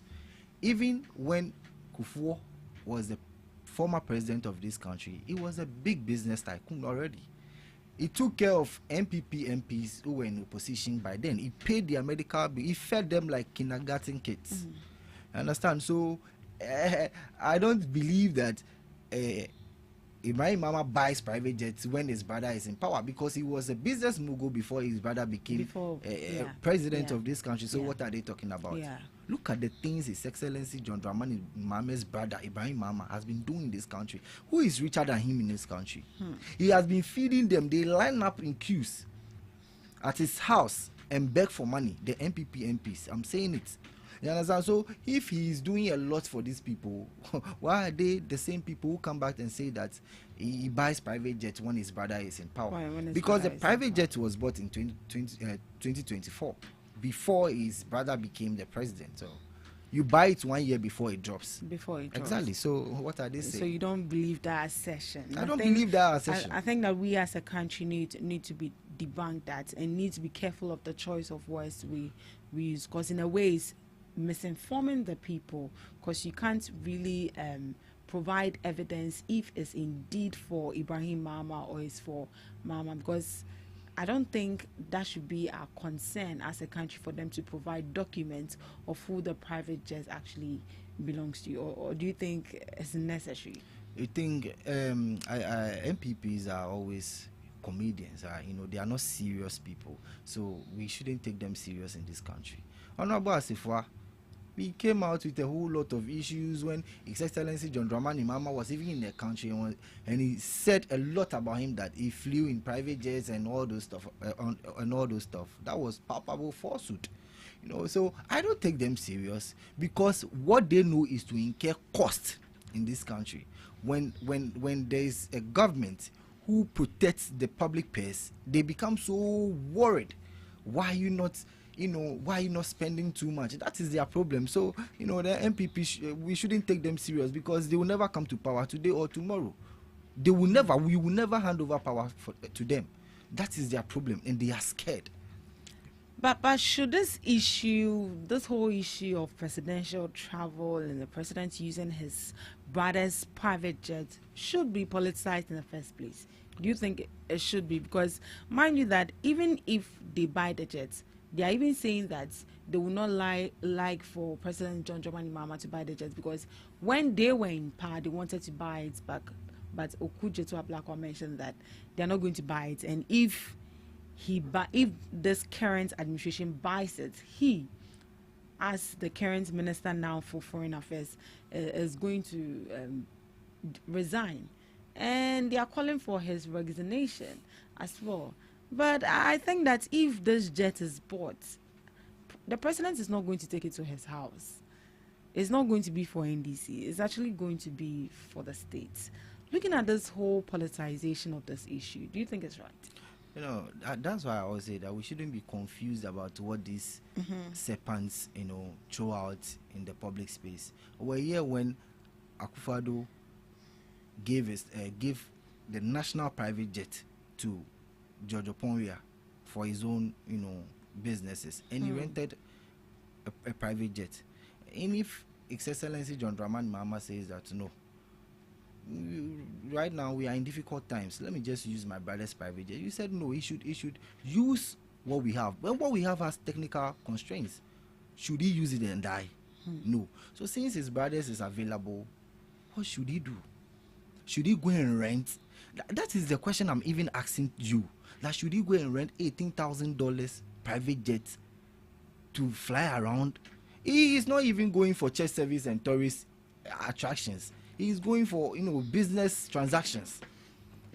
And Ghanaians are worried that he's using his brother's private jet. No, I don't think they should be worried. They shouldn't take the MPP serious when they make such assertions. Okay, so moving on to the issue of security service recruitment, and the minority say you should refund the rest of the people who couldn't get a chance to be admitted into the security service.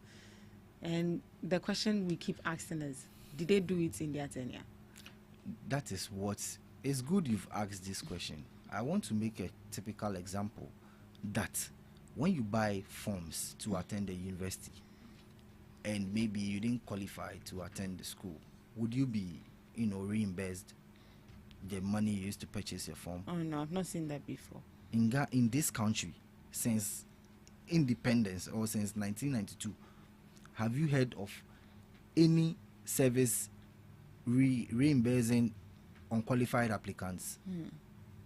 It hasn't happened before. In 2018, immigration, when they were in power, 86,400 people applied for immigration. Only 500 were recruited. The rest, were they reimbursed?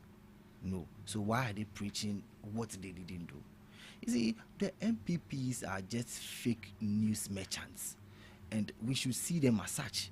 So they don't know what they are saying. Yeah.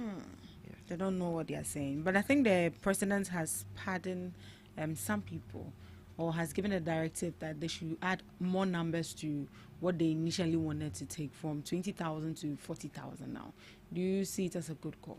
It's a good cause, because expanding, we had a lot of issues concerning the recruitment, so since he's a listening, president, and he doesn't order people just like that, like we had our former president being arrogant to chiefs, I think it's in the good cause that he listens to the public and, at least do what would benefit. We can't do all though, but at least he has listened to them. It shows that this government is a listening government. From 20,000 to 40,000, at least there is some level of expansion. There. Right. You're streaming live on Facebook at GhanaTalks Radio, on Twitter at GhanaTalks Radio, and also on YouTube at GhanaTalks Radio. Do well to log on, send in your comments, and let's get interactive.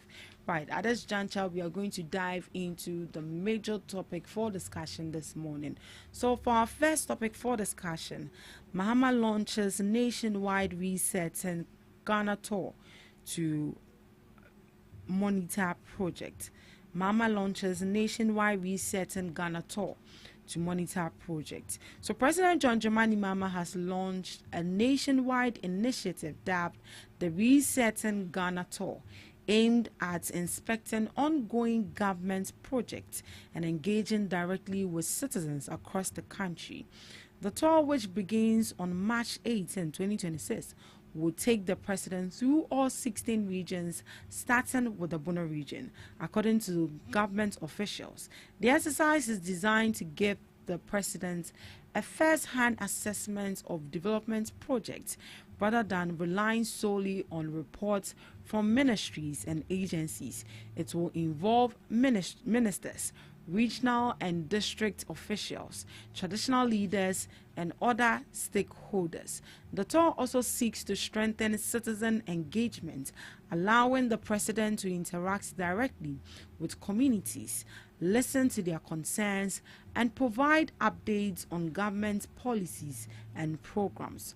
Officials say the initiative forms part of the broader reset agenda, which focuses on improving governance, transparency, and accountability, while ensuring that major infrastructure and development projects, such as road construction under the government's Big Push program, are progressing as planned. So in short, they've launched a Resetting Ghana tour nationwide, and this exercise is expected to inspect government projects and engage citizens directly, and the tour, starting in the Bono region, aims to enhance accountability, assess development, and strengthen the connection between the government and the people.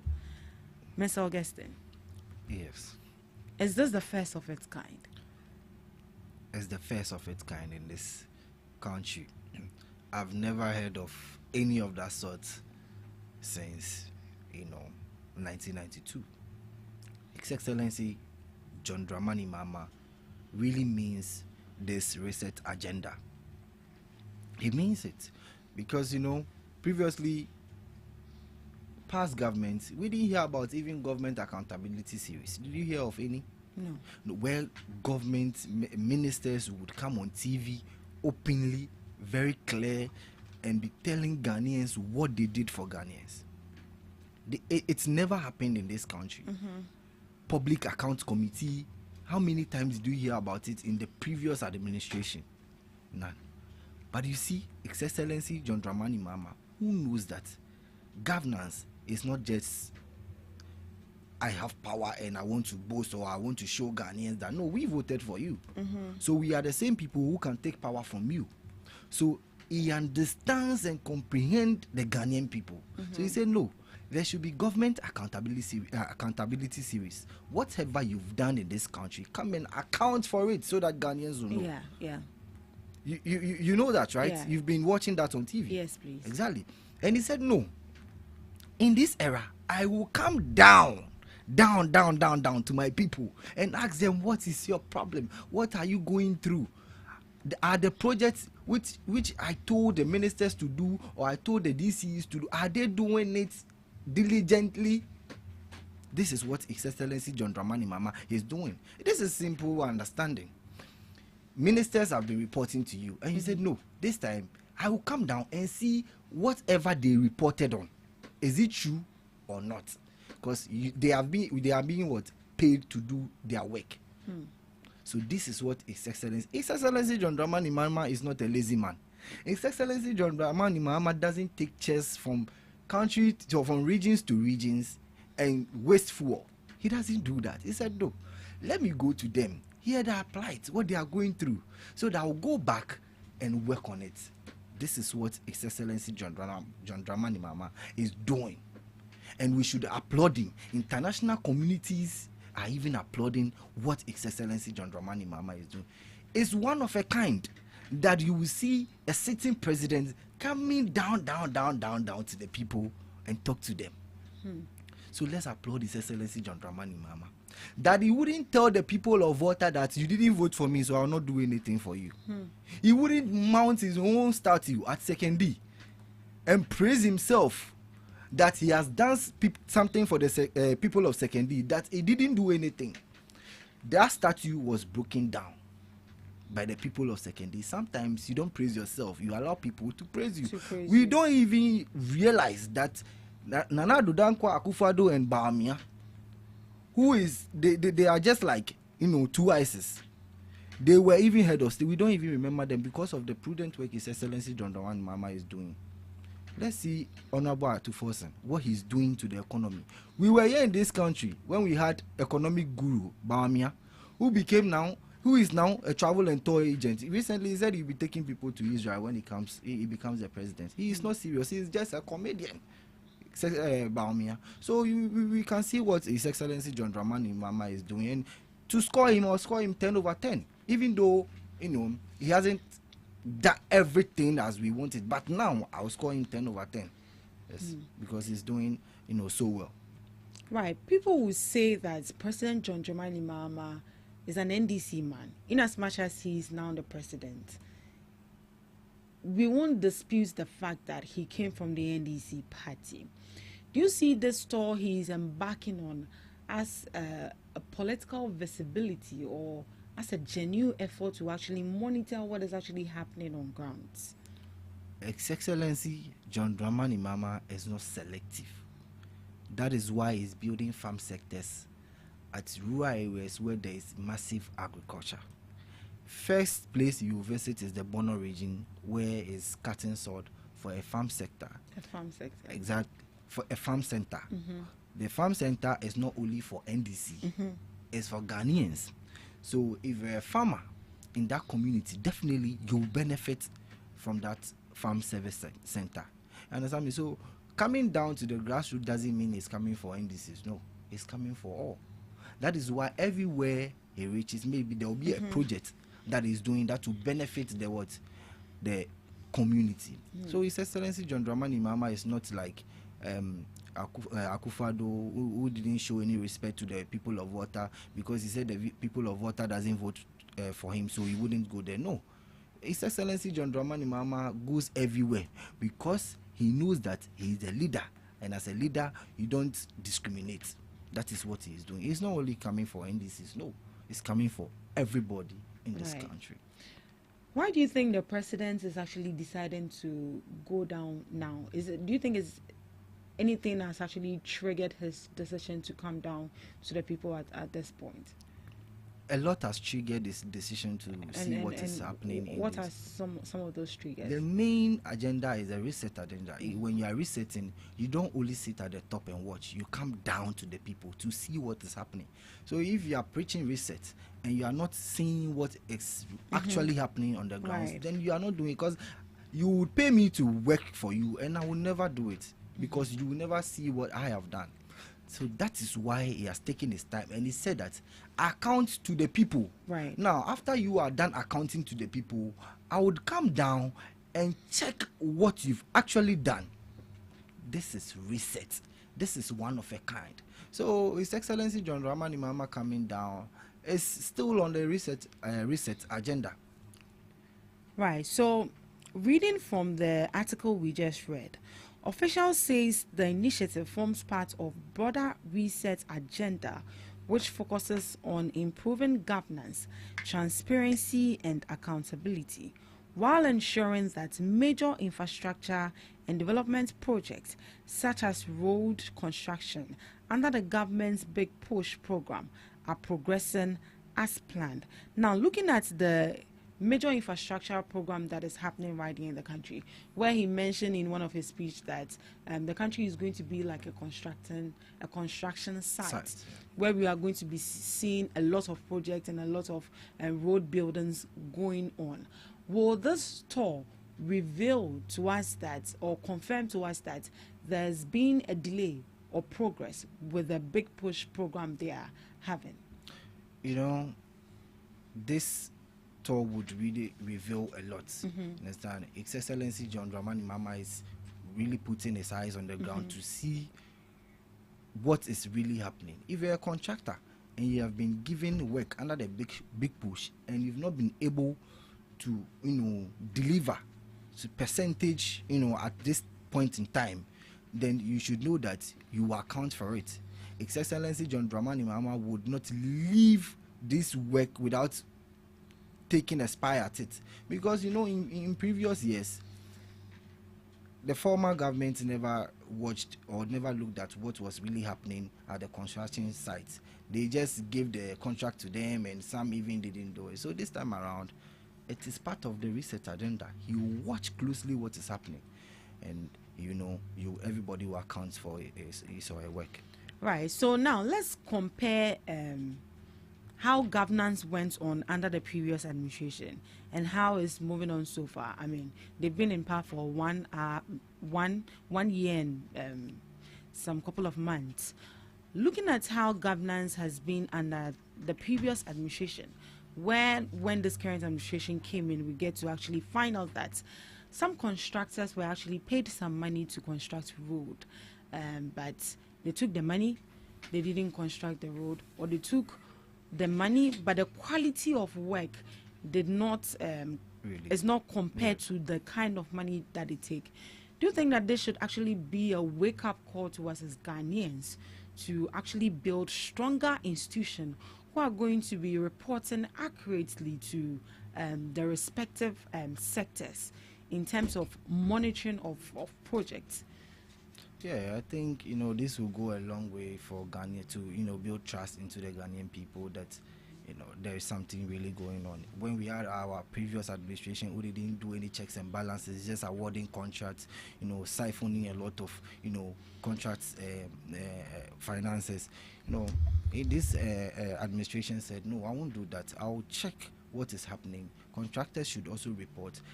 Ministers and CEOs should also report. Now, His Excellency John Dramani Mahama is more or less like the CEO of Ghana. So other CEOs are reporting to him. Exactly. So if you are not doing your work well, know that you'll be dismissed.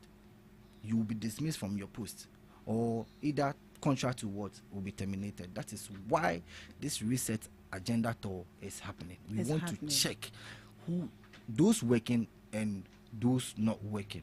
His Excellency John Dramani Mahama will not just fold his arms and say that I've awarded contract, I've given out contracts, or I've labeled CEOs so they should just do the work without reporting. No, he's not a lazy man like the previous head of state. No, he's never a lazy man. We know we're all in this country, and so His Excellency John Dramani Mahama is really doing his work diligently.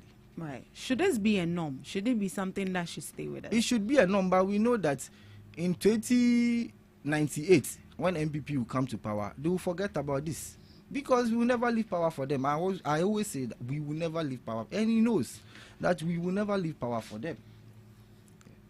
Right. Joining us right here in the studios is Mr. Enoch Ake, the NPP Communications team member. Good morning to you, Mr. Ake, and how are you doing? Good morning. I'm good. How about you? I'm fine. Were you here last week? I'm sure. Oh, really? Yes. Where was I? You were not here. Okay. That's fine. I get it. I see you're observing the Fugu Wednesday. Anyway, you look good in your Fugu. His government brought it. He's not observing He's not observing it.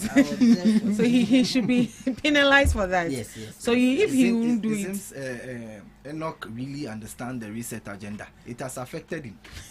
Enoch, the research agenda has affected him, so he's wearing the fugu. Yeah. He's wearing the fugu. Anyway, it's a directive given by the president. So exactly. If you have it, rock it. If you don't have it, do all to make sure that you purchase some. Anyways, you're looking good in your fugu.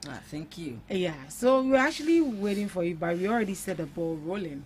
We're actually in our first topic that has to do with President John Dramani Mahama launching a resetting tour, where he's going to go down to the grassroots, to the citizens, to listen to their plight, and also do an inspection and monitoring of the projects that is ongoing and the projects on board so far. What's your thought on that? Do you think it's a lot of Thank you very much. Let me greet your listeners and people watching us this morning. I think he said the president is going on a resetting tour. It means that something has been already put in place, and he's going to do a check. Would you want me to read the article? Yes, I'll be very glad. I'll be very glad. President John Dramani Mahama has launched a nationwide initiative dubbed the Resetting Ghana Tour, aimed at inspecting ongoing government projects and engaging directly with citizens across the country. The tour, which begins on March 18, 2026, will take the president through all 16 regions, starting with the Bono region, according to government officials. The exercise is designed to give the president a first-hand assessment of development projects, rather than relying solely on reports from ministries and agencies. It will involve ministers, regional and district officials, traditional leaders, and other stakeholders. The tour also seeks to strengthen citizen engagement, allowing the president to interact directly with communities, listen to their concerns, and provide updates on government policies and programs. Officials says the initiative forms part of the broader reset agenda, which focuses on improving governance, transparency, and accountability, while ensuring that major infrastructure and development projects such as road construction under the government's Big Push program are progressing as planned. So that is it.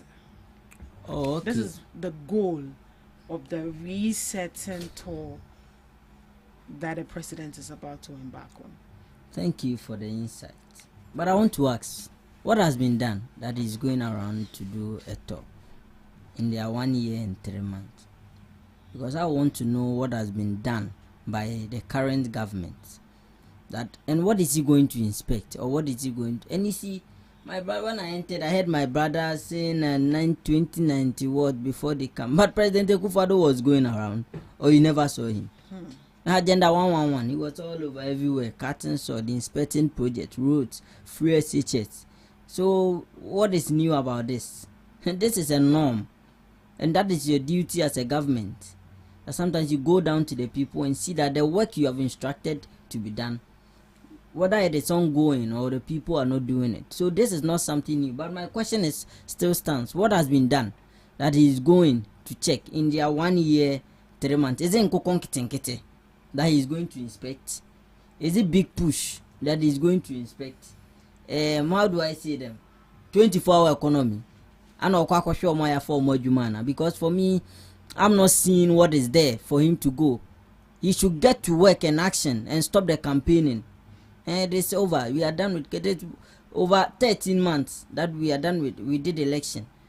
He's going to listen to their plight by this time. Listen to plight. But don't you think it's actually... he didn't know their plight before coming to Jubilee House as president. This is time for serious work. But he can go and inspect project, but it will take plight away. He should have known their plight way back before. And is he telling me he doesn't know what the people need? What the people need is 24-hour economy. What the people need is the cocoa sector. They want their money. They want jobs. These are the things the people need. So what is he going to listen again? He has already listened to a whole lot of them. Has he been able to implement them? And then he's going back again to the people. You see, there should be more of commissioning than inspection. Go down there and let's see you cutting sword for this. You do this. This is in place. But going to get table and chair and sit with people and then converse with them, for that aspect, I'm not sure I will side. But if he's going to inspect projects, it's laudable. It's laudable.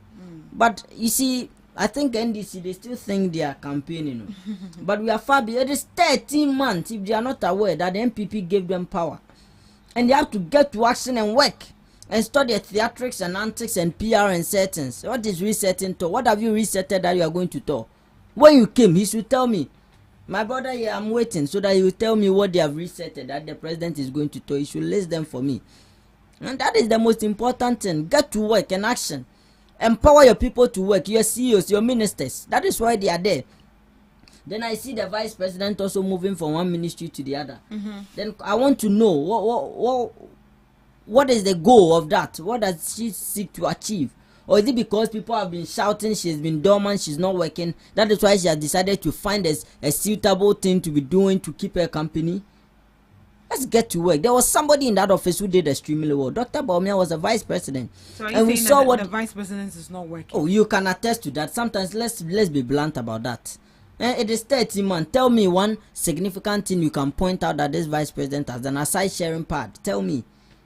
Let's be real with ourselves. So she going to engage with the ministries? I have no problem, but I'm saying that is she doing that because don't you consider that as a work? A work? Yeah, you don't consider that as an effort want to for know her to go to the ministry what is to the know goal? what is going on. Fair enough, but what I'm saying is she doing that because we backlash her, Ghanaians were crying out loud. There was somebody in that office who championed policies as vice president. What are you doing? Is it because of that? That was why she has decided to take that position to be doing that. If that, then I will not see any essence. But if she's genuinely doing that because she feels that she has to know and give report to the president, fair enough. What I'm saying is that the government of the day should get to action. Enough of the campaign. Listen, there are a lot of crises happening. Global crisis, as you can see, fuel is going up. It's the government of the day. You have to get to action. What have you resetted that you are going to tell? 30 months, they should tell me. President John Dramani Mahama and his government should tell me. She is coming to mention ghost policies to you.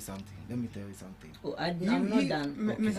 Okay, I'm done. The reason Enoch is so, I knew Enoch coming here was just another form of lie. He's somebody who propagates lies than the truth. But I'm here today to delete lies and upload truth. He said very unequivocally here that Dr. Baumia was working so hard. Dr. Baumia, I don't want to come to Dr. Baumia because he was just a comedian. He never did anything. That is Dr. Baumia. I'm not sure you'll be happy if I say your vice president. You said my vice president just shared pass and she did it. She's not doing anything. But I'm saying that we were here in this country when Dr. Baumia was saying isn't it part of those kind of comedies already? You understand? So our vice president isn't doing that because she wouldn't take $12 million to construct Polugu Dam and allow his own people to suffer. Our vice president won't do that. That is why you are not saying that she is doing anything, because she is not stealing from the public purse. That is why Enoch here is not realizing what our prominent vice president is doing, because she is not stealing from the public purse. That's what I want to. So you are saying Dr. Baumia is stealing from the public purse. This is a very serious, alarming issue my brother has just said, and I will want if he can prove that. $12 million for Lugu Dam. Was he able to construct it? Well, was he able to even build a block? Well, was he even? Mr. But to say that he's stealing, I retract. But I'm saying that was Dr. Baumia able to construct the Polugu Dam? Was he able, after the $12 million, was he able? So if you are not saying that our prominent vice president is working, it's because she's not, extorting from Ghanaians. That is what I want to elect him on. Because I knew him coming here, he would say a lot of things. But I'm still waiting for you to list what we've resetted that the president is going to talk. Continue with yours and I'll list for you. No, I have my time. The big push we were talking about, the Accra Kumasi Express Road is on the in Sawam of Anchor dualization, the Kaswa Winneba dualization, the Adenta Dodowa road expansion. They are all under the big push. They are all under the big push. You are doing like you don't know. You big push them. Enoch is so funny that he acts like he doesn't know what is happening. Like somebody who is from Chad. You are not from Chad. You are from Ghana. So sometimes when you know what His Excellency John Dramani Mahama is doing, you should applaud him. You were even applauding that. Oh, the reset agenda is going on well. Yeah, you said it. Hey. So you should stand on your point that His Excellency John Dramani Mahama is doing something good for the good people of Ghana. Right, Enoch. Yes. So as I was saying, for me, clearly, I do not know what is in there for the president to go and tour. There are a lot of things happening just at his backyard. I would rather advise that he takes steps to that. He gave out a whole lot of code of conduct. You were here when he launched it, and we all sat here to discuss it. But it seems that certain group of people are just going contrary to the code of conduct, and I am scared to believe that the code of conduct the president launched was just some sort of PR thing to get us to applaud him. Because today, I don't know, let me use this opportunity to advise yes, the Ashanti regional minister. He is a big man, but sometimes it's good to listen to advice too. He is pedaling on a path that is very dangerous for him, and that we'll have to advise him. Yesterday or 2 days ago, I saw him share a flyer that has something about Dr. Bawumia, denigrating Dr. Bawumia, which is very serious. I do not want to discuss what is in there because it is not one that is even good for us to sit here to discuss. But I would advise him that Dr. Frank Amwakohene, you are just not anybody, but you are a regional minister. His appointment came as one that brought hope to youth, especially in the NDC, and especially my brother here, because his appointment came at a time where people thought that the youth were just used for politics, and at the end, the older people get the appointment. So for him to be heading such a big region like Ashanti region, it brought hope that as a youth, when you work and the time comes, you'll be given something good at the end. But it seems that he is pedaling on a path that is seemingly becoming like what the Honorable K.T. Amon said about the youth is coming to pass, that we do not have sense. Frankly speaking, are you indirectly saying he doesn't have sense? No, I can never say that to you, Mr. That is what you said. What I am saying, let me make my point. What I am saying, no, I'm not saying him. What I'm saying is that where he is now, if today, at the end of the government of NDC, if he fails, he has shattered a lot of dreams of the NDC youth. If he fails today as a regional minister, the future NDC government will be in a position that they will not consider giving top appointment to youth. So I would advise him that he rather takes the job he has been given seriously as a regional minister and put a lot more into that to ensure that he succeeds, so that future NDC government will consider more youth like him as regional ministers, as CEOs, as ministers. But pedaling on a path that every day you wake up and you want to denigrate a flag bearer of a party, calling him Alaji 38, you share pictures of him in diapers and all that.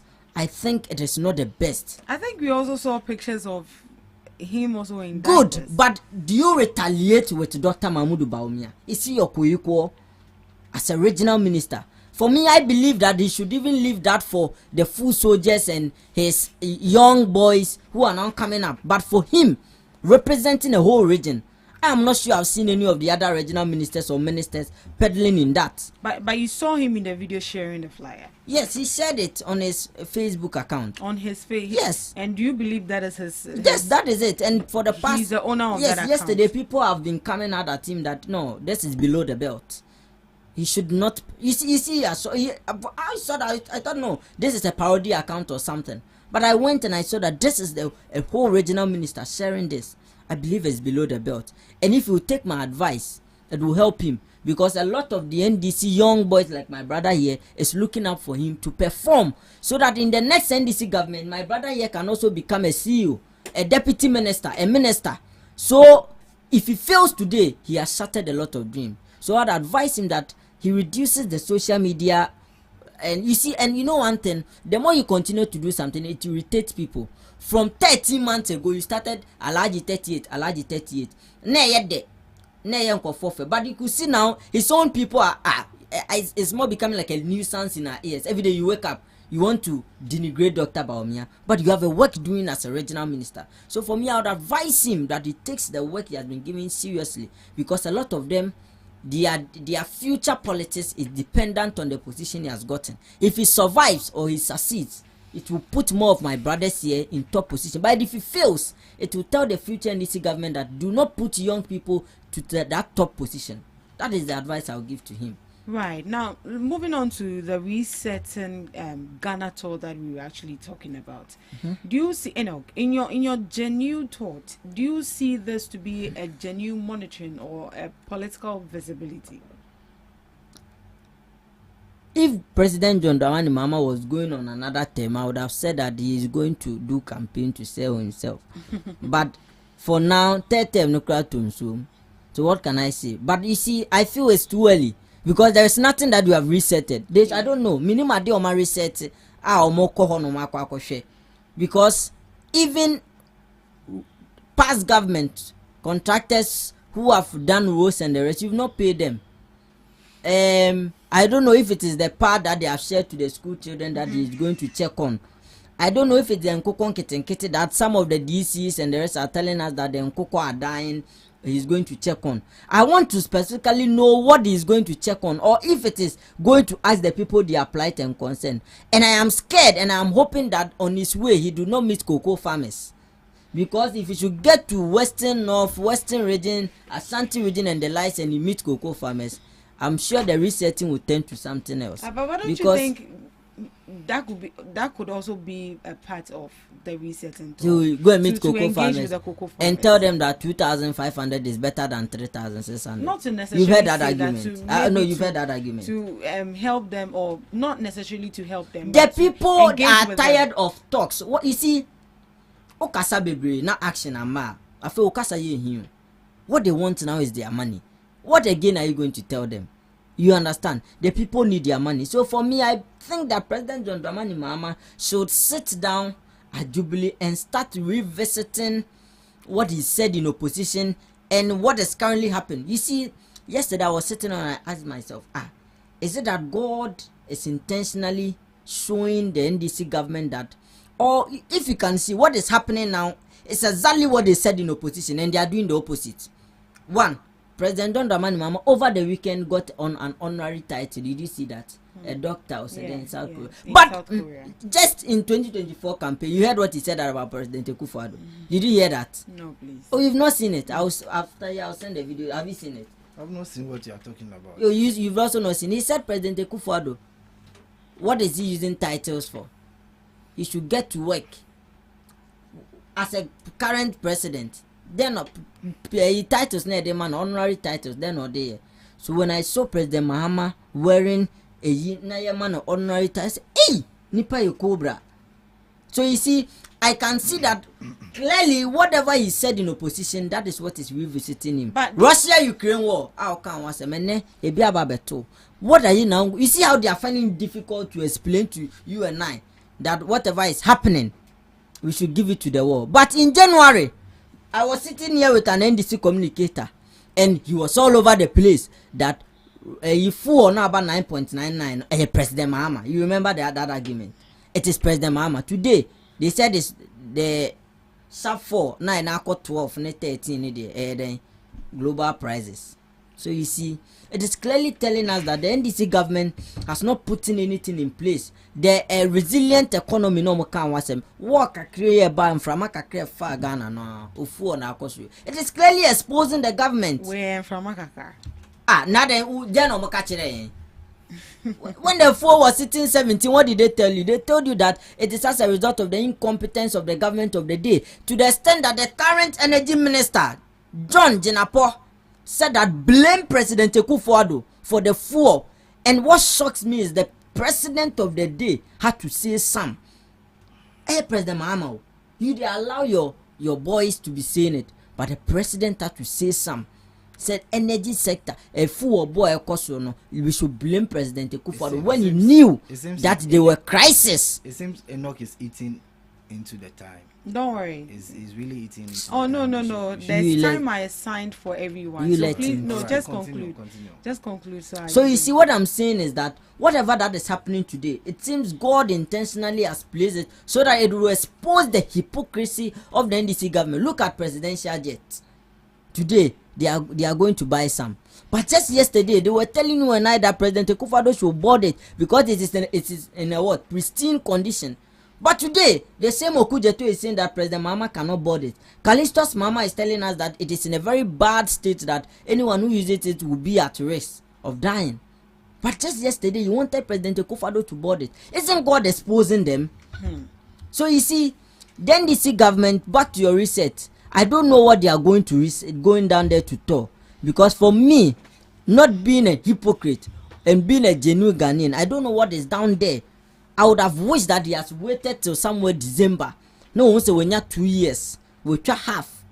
Then he's going down there to go and see. But for 13 months, I don't know what he has done. You think it's too early? Not too early, but the aspect that I do not know what. That's so you haven't seen what he has done. No. Why he's going to? Let's talk. Okay, micro indicators, inflation, dollar. I don't know. Do we go to inspect them?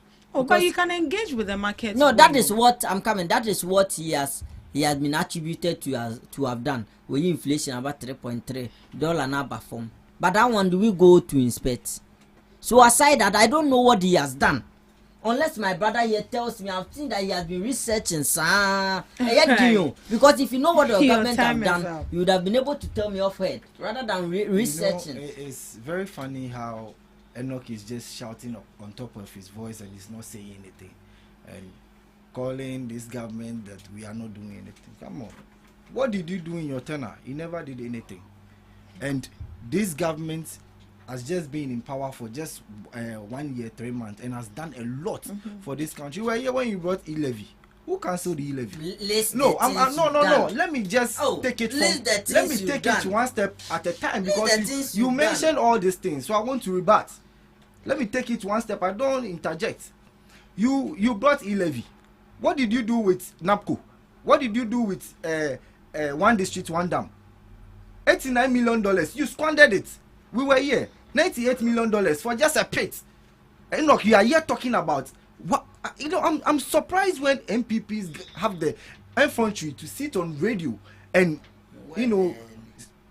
talk for Ghanaians to listen. I don't even understand why they even come from their houses to this place, because what they did to Ghanaians couldn't carry. So if His Excellency John Dramani Mahama comes and he even says that, no, I want to engage market women, I want to engage chiefs. At this time, I will not tell chiefs to stand up and greet me, but I will engage them and ask them of what is going on at that particular instance. Even if I come and I ask my market women that, oh, the price of a rice was this and now is this, it's even engagement, isn't it? You can ask them if people are purchasing. Exactly. Why is the president telling me that he doesn't know if people are not purchasing? But do you think the president knows everything happening in the market? You interjecting? No, why is he at Jubilee House? If our president is down to earth and your president wasn't, is it a big problem? That's my president is so down to earth and ready to listen to the ordinary Ghanaian. You see that they are so pompous. You see MPPs, that's how they are. We know Akufo-Addo that is so pompous and he is a man who. No. What are you saying? Allow me to speak. Allow me to speak. We were all in this country when he told the people of Volta that they don't vote for him and he will never go there.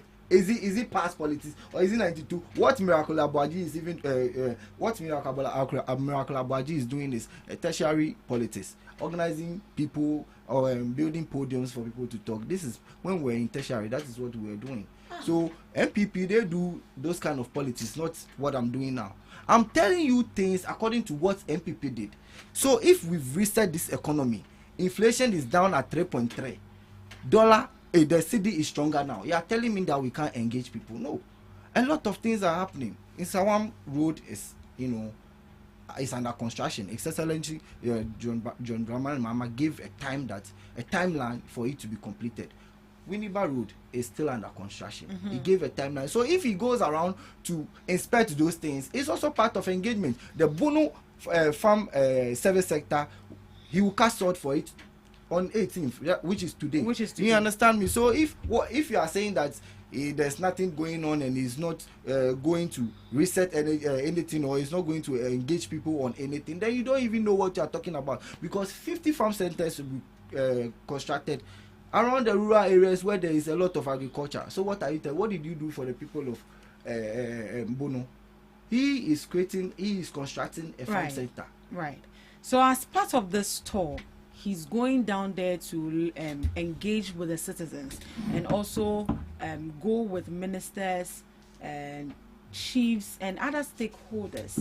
And the goal of this, as one of the goals for this resetting tour, is to listen to the people. Do you think that they are going to listen to the ordinary citizen, or is going to be limited to just the stakeholders? Because mind you that we're in this country where people lamented a lot about some things that they were not actually in favor of, but it actually looks like it fall on deaf ears. Looking at this agenda that the president is embarking on, would the ordinary Ghanaian be listened to, or it will just be limited to stakeholders? This will be limited to some people. You understand me? Why to some people? They will bring the plight of the people to His Excellency John Dramani Mahama. Okay. You understand? This is not a big engagement, that will reach the ordinary Ghanaians, but there will be people who carry the message to His Excellency John Dramani Mahama to, listen and work on that. At least he has even done his best, meeting those people to engage with. He has a lot of things on his table, but if he says that I'll leave my work, I'll leave the Jubilee House and go to every region one by one, it's a plus. It's a plus. So His Excellency John Dramani Mahama will engage stakeholders and listen to the plight of the ordinary people and work on it diligently, what they couldn't do. This is one of a kind in this, and His Excellency John Dramani Mahama needs to be applauded in this country. Right. Thank you so much, Mr. Dodo. So it will just be limited to some stakeholders. Yes. But would you suggest that the president makes it a point to go down to the grassroots and listen to them?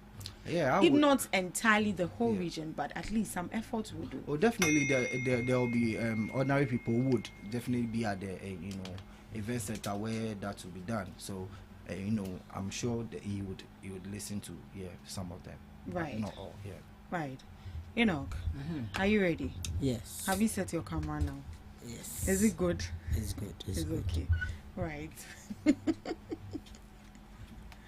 Right. So looking at his store that the president is embarking on, in a previous administration, we didn't see anything of the sort. There was. No, was there any government, even government accountability? If you ask me personally, series, did you hear about any government accountability series where you would see that the ministers come to update people? You never heard of any. Did you hear anything of that sort? What in the one you are doing, the government account? The government why? Upon Kuma, you were not seeing it. Oh. Ministers briefing.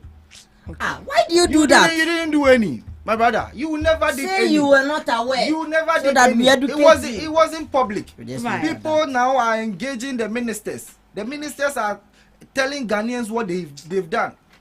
Right. You are talking about Honorable Kojo Nkrumah. Only him? No, we are talking about all the ministers. Say you don't know, let me educate you. I was saying that under his office, we were doing ministers briefing. When ministers she come, said evidently that she didn't hear anything of that sort. Fair enough.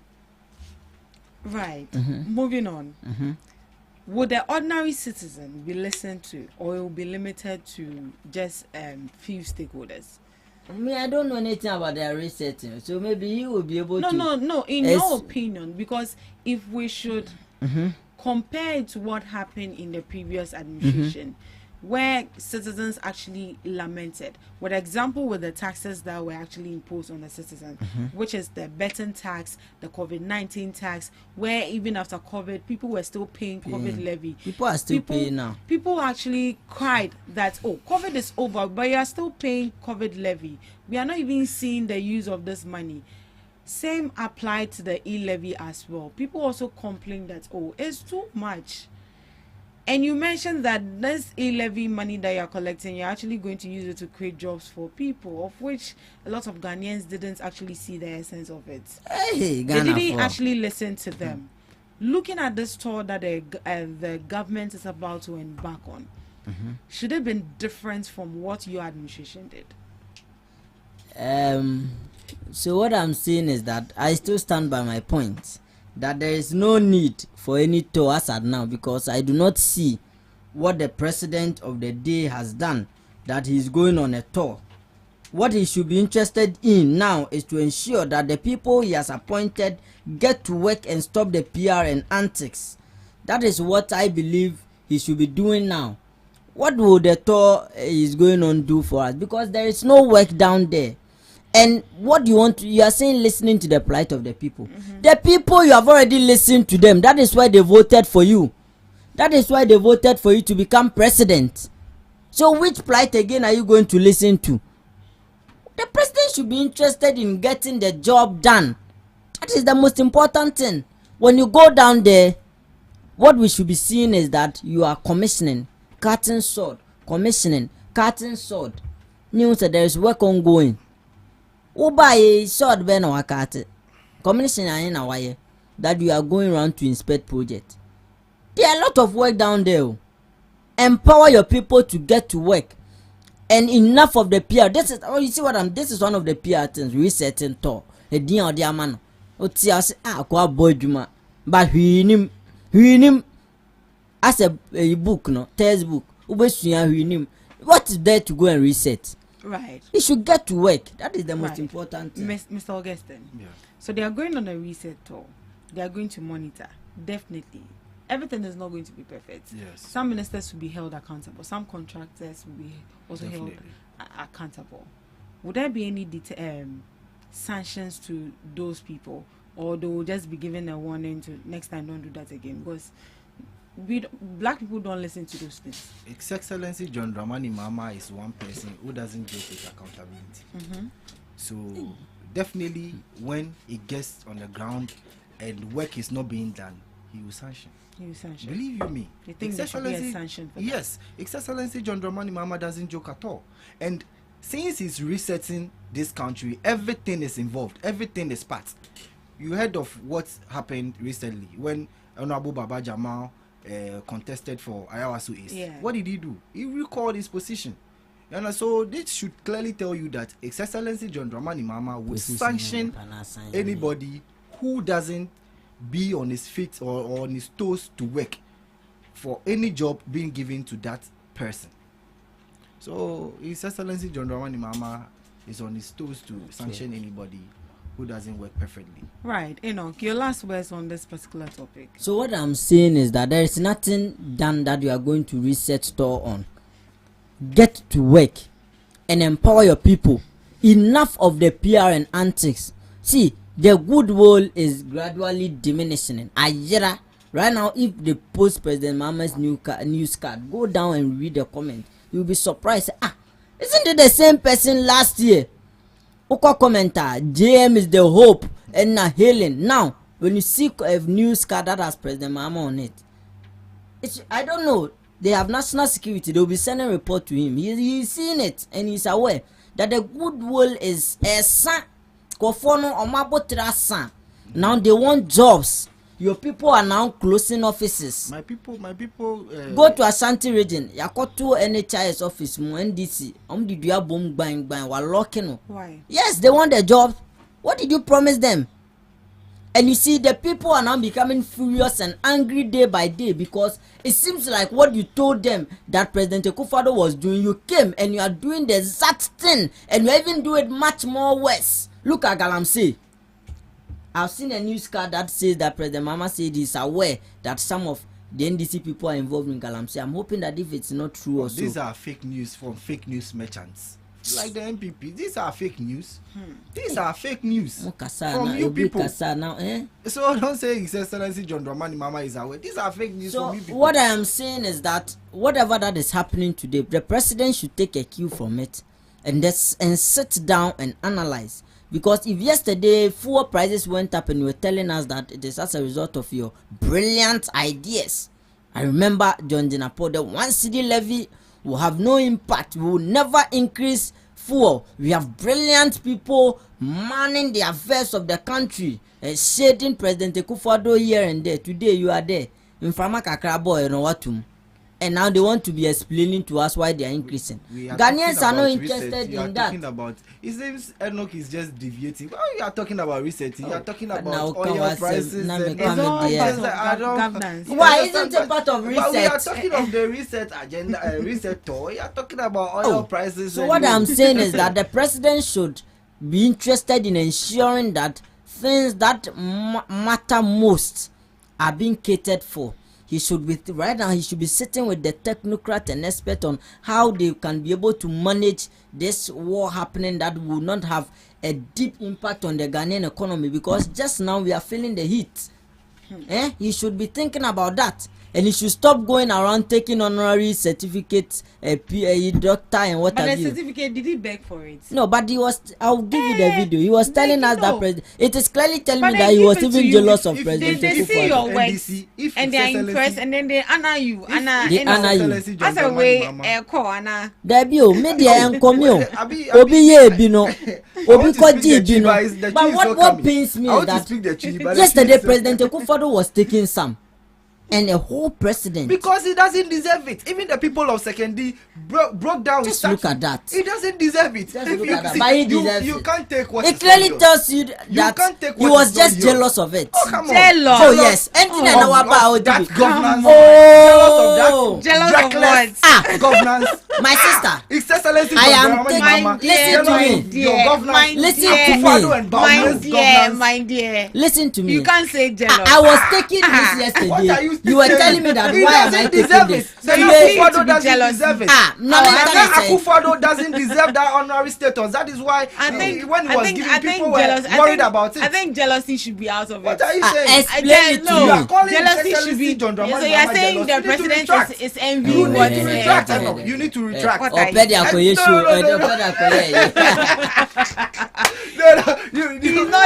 he told me to retract. So he no, but I'm not insulted him. I cannot even insult the president of Ghana. Let me tell you something. Oh no, but if yesterday, I don't see it to be jealous. If yesterday, His Excellency John Dramani Mahama, I don't see it to be jealous. Ghanaians know that he doesn't deserve it. See, you don't deserve it in your country, and you want it in another man's country. But your president is in another man's country. Your own taking wearing your own. How do you call it? Did he beg for it? But did President Akufo-Addo beg for it? No, let's call a spade a spade. Not the begging aspect. I'm saying that.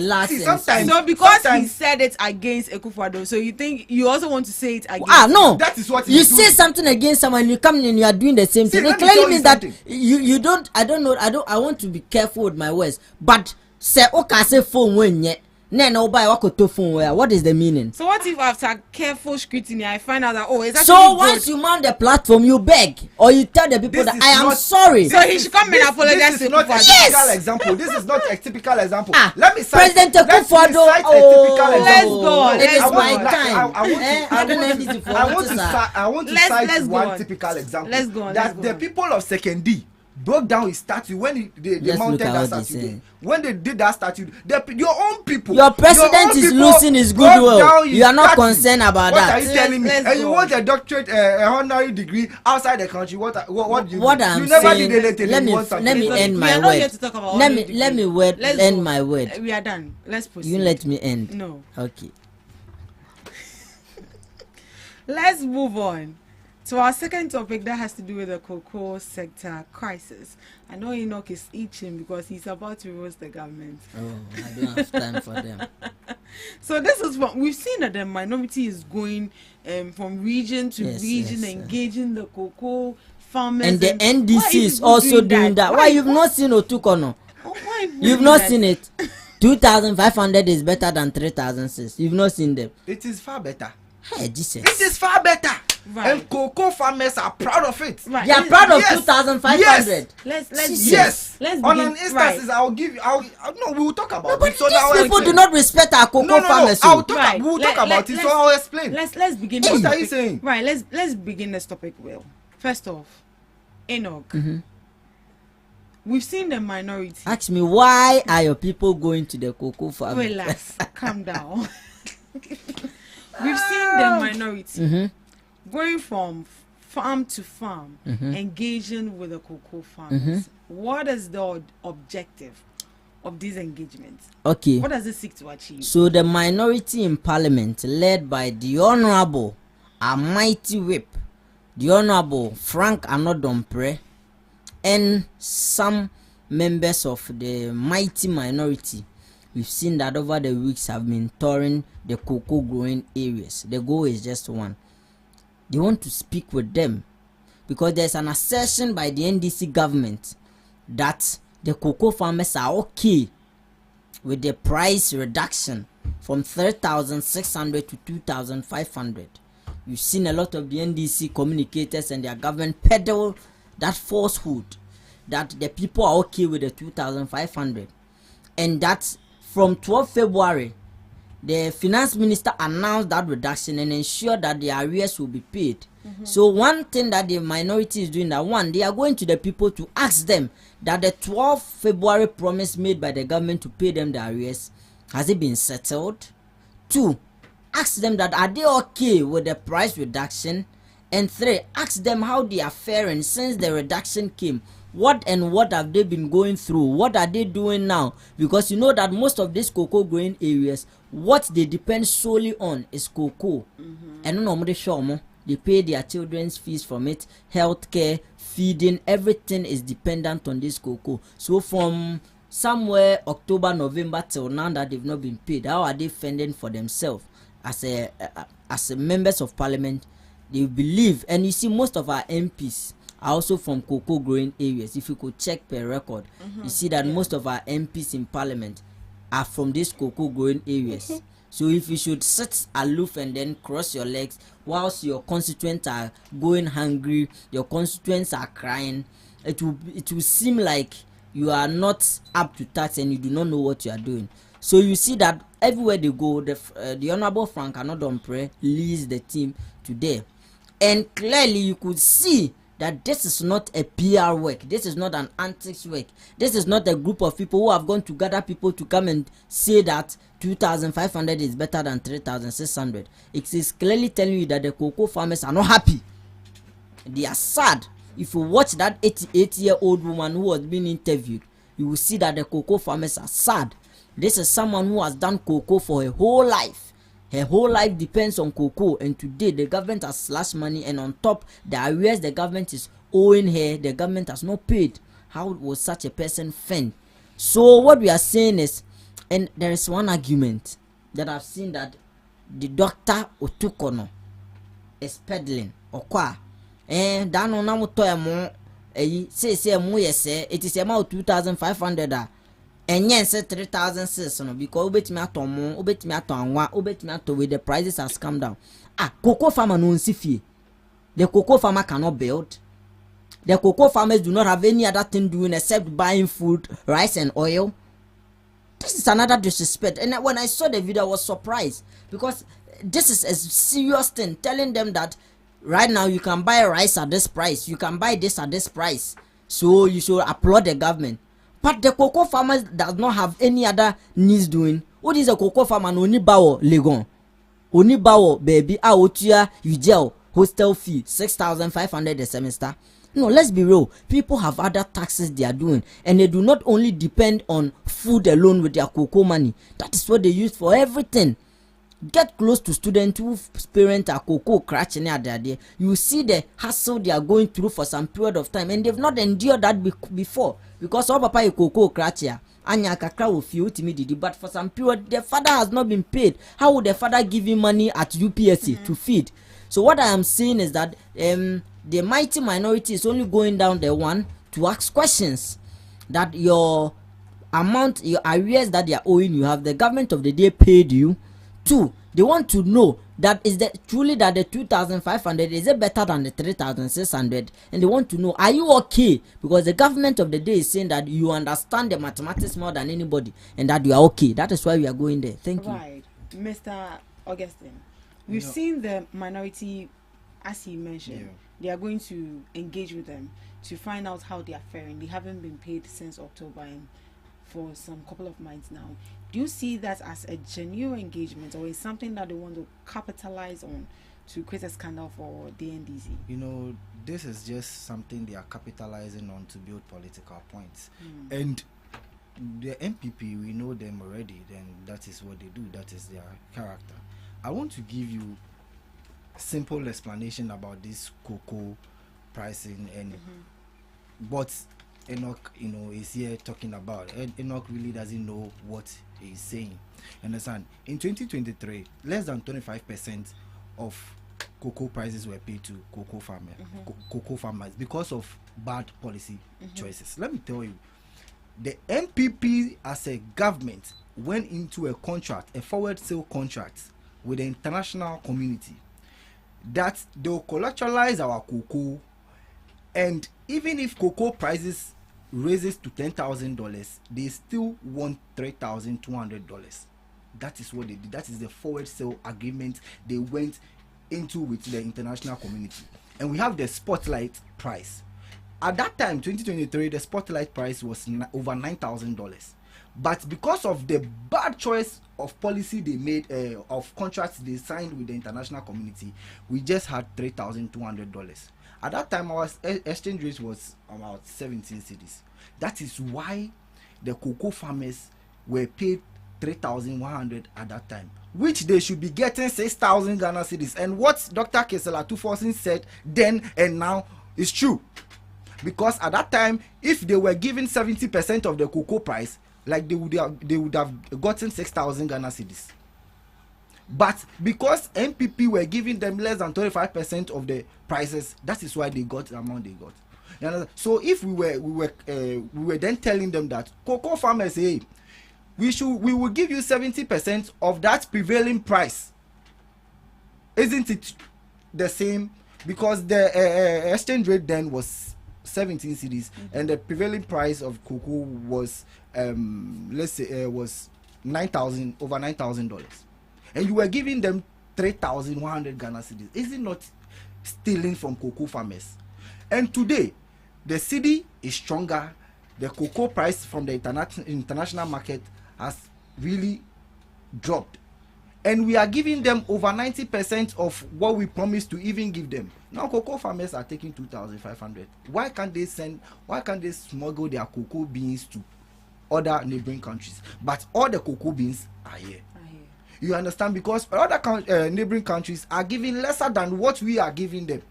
And now you are getting free fertilizers, you are getting free insecticides, you are getting free equipment on top of the money we are paying you. And you say this is not prudent governance. That is what I don't understand. In their time, everything was sold to the cocoa farmer. Everything, they imported cocoa sacks, $48 million in their time. Yeah, they should ask Untumi the $50 million $50 million contract dollars they signed with him. They should ask Untumi. Cocoa farmers should ask them the $121 million plashes they said they brought, the equipment they brought that was stuck in rooms that were not even used. They should account for it. That is what caused the doom at the cocoa sector. But today, cocoa farmers are getting free Wellington boots. They are getting free insecticide. They are getting free weedicides on top of the money we are giving them. And we are saying that when the international market changes, the prices will what? Change. Exactly. That is the spot price I'm talking about. Maybe he doesn't know spot price. Spot price is when the international price of cocoa either plummets or surge. You understand me? So since now it has fallen, that is why cocoa farmers are getting this price. But when it surges, we would give them, it's just like the fuel, it's just like gold. That is how things are being done now. So maybe he doesn't know more about what is going on in the cocoa sector.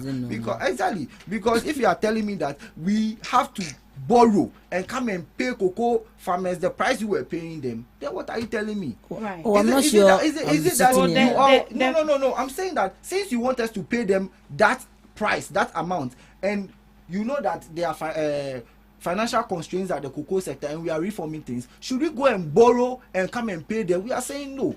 We will do reforms, make sure that cocoa prices just move like oil prices, just move like gold prices, just move like petrol prices. Right. So why did you decide not to? Why did your government decide not to borrow to lessen the burden on these cocoa farmers, but actually to bring reforms to cut down the price? Exactly. We want prudence governance.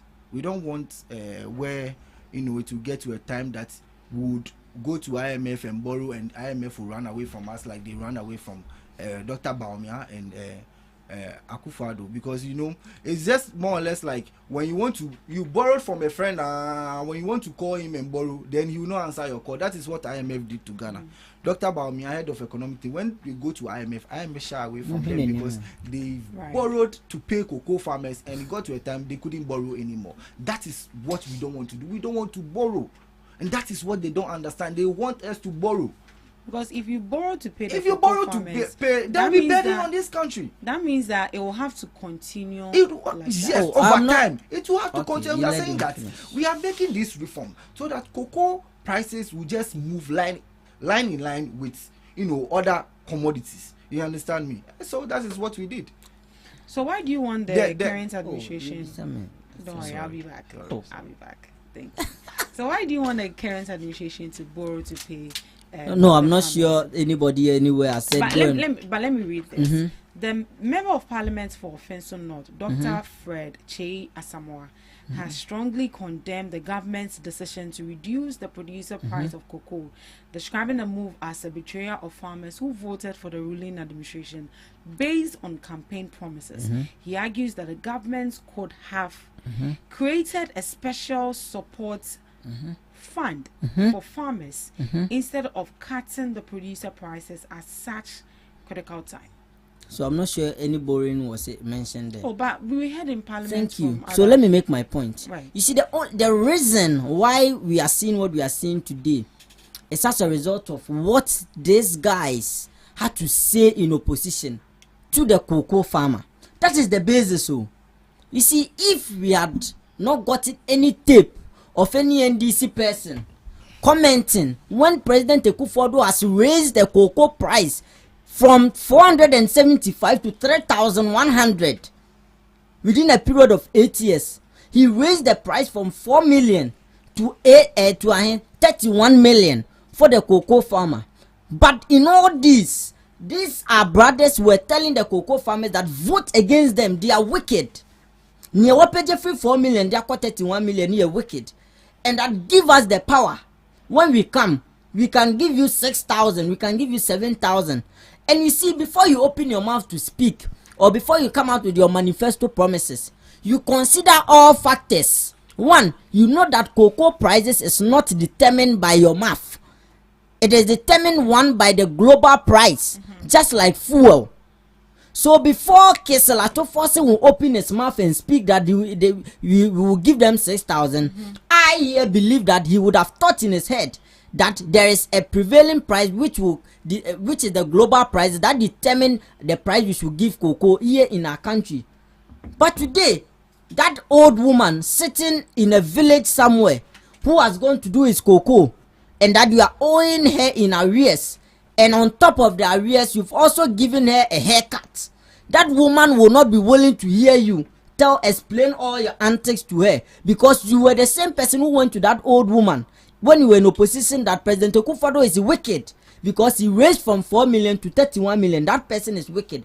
But you can give them 6,000, and then you come on top of that. You are not even giving them what President Akufo-Addo left them. You have also slashed what President Akufo-Addo left them down to 2,500. What do you expect that person to say? And then you sit here and then you want to be doing maths and then doing calculation and price surge and what have you.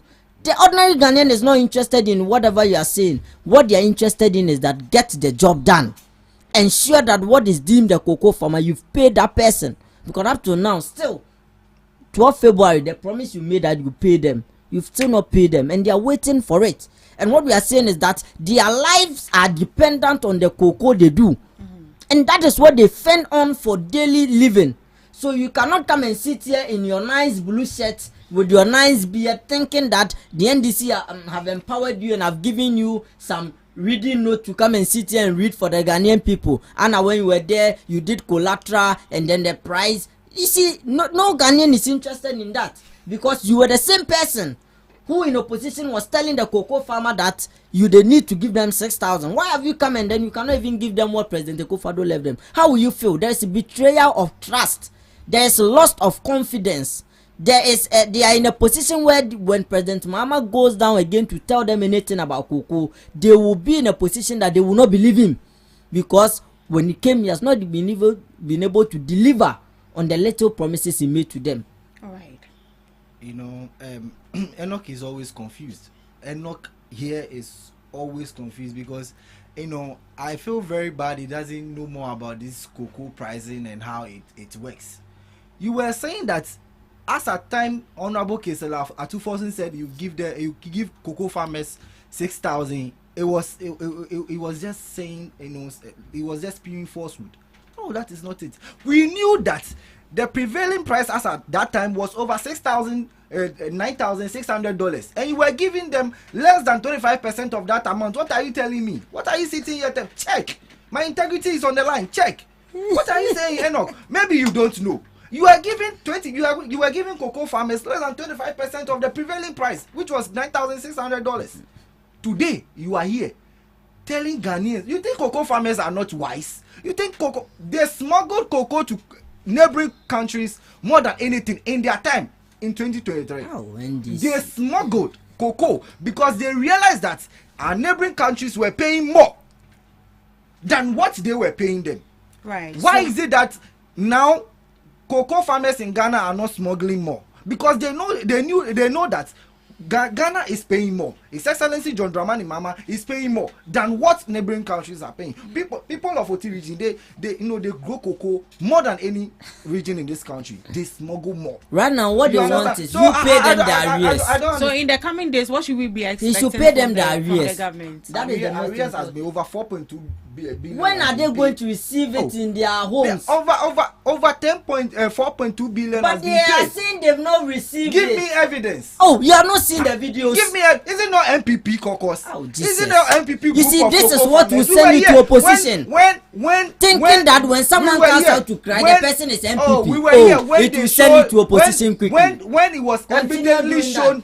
It will send you to opposition. It was evidently shown on TV. NDC MPP cards that somebody was holding MPP cards and said, "Oh yes, ma'am, me say.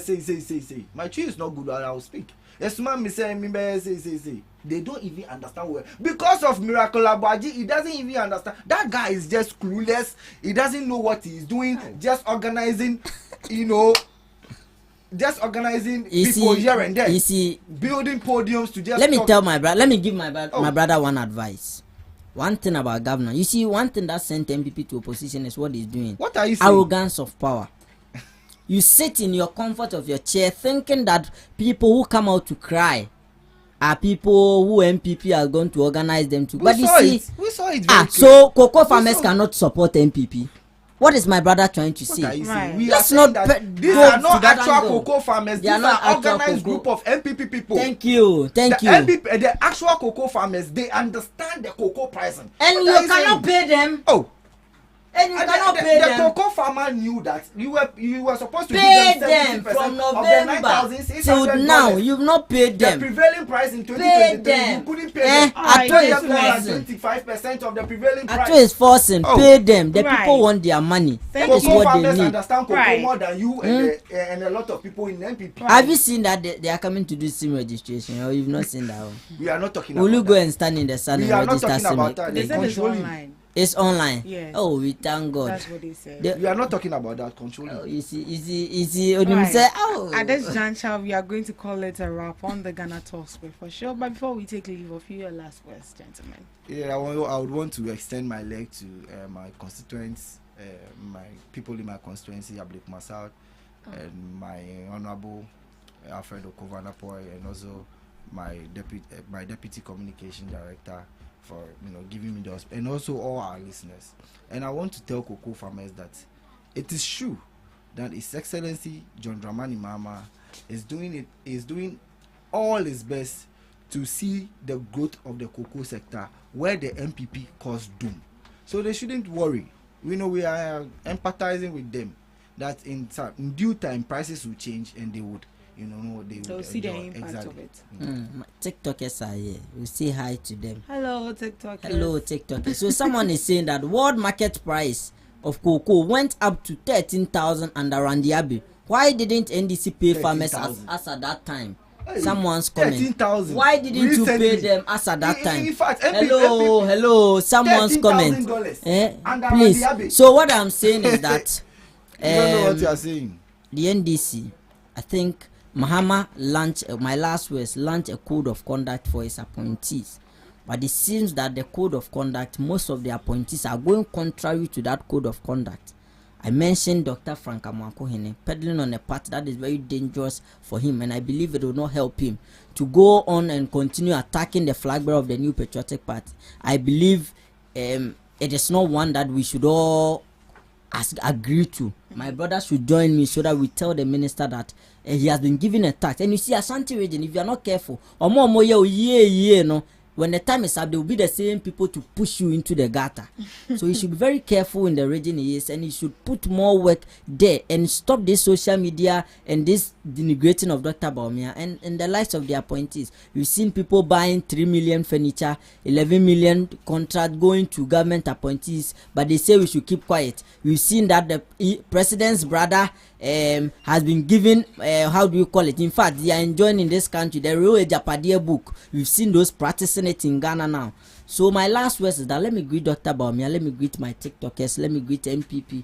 And then we are doing registration. In fact, when we learn the online system, we have a lot of people registering. And you could see that it is sending some signal to our brothers on the other side. So I will continue to advise. If you are finding any challenge, come text us, will help you. Let's all register. Let's get the MPP card, because 2028 we are coming back to power. We cannot afford to allow these 419 people continue to lead the country and we give them another 4 more years. They will send us to hell. Even from Akakra Fire.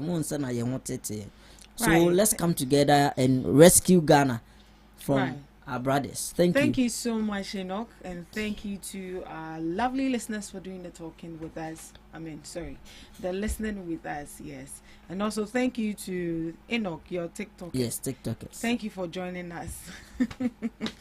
This is where we draw the curtains. We'll meet same time tomorrow. Do have a lovely day.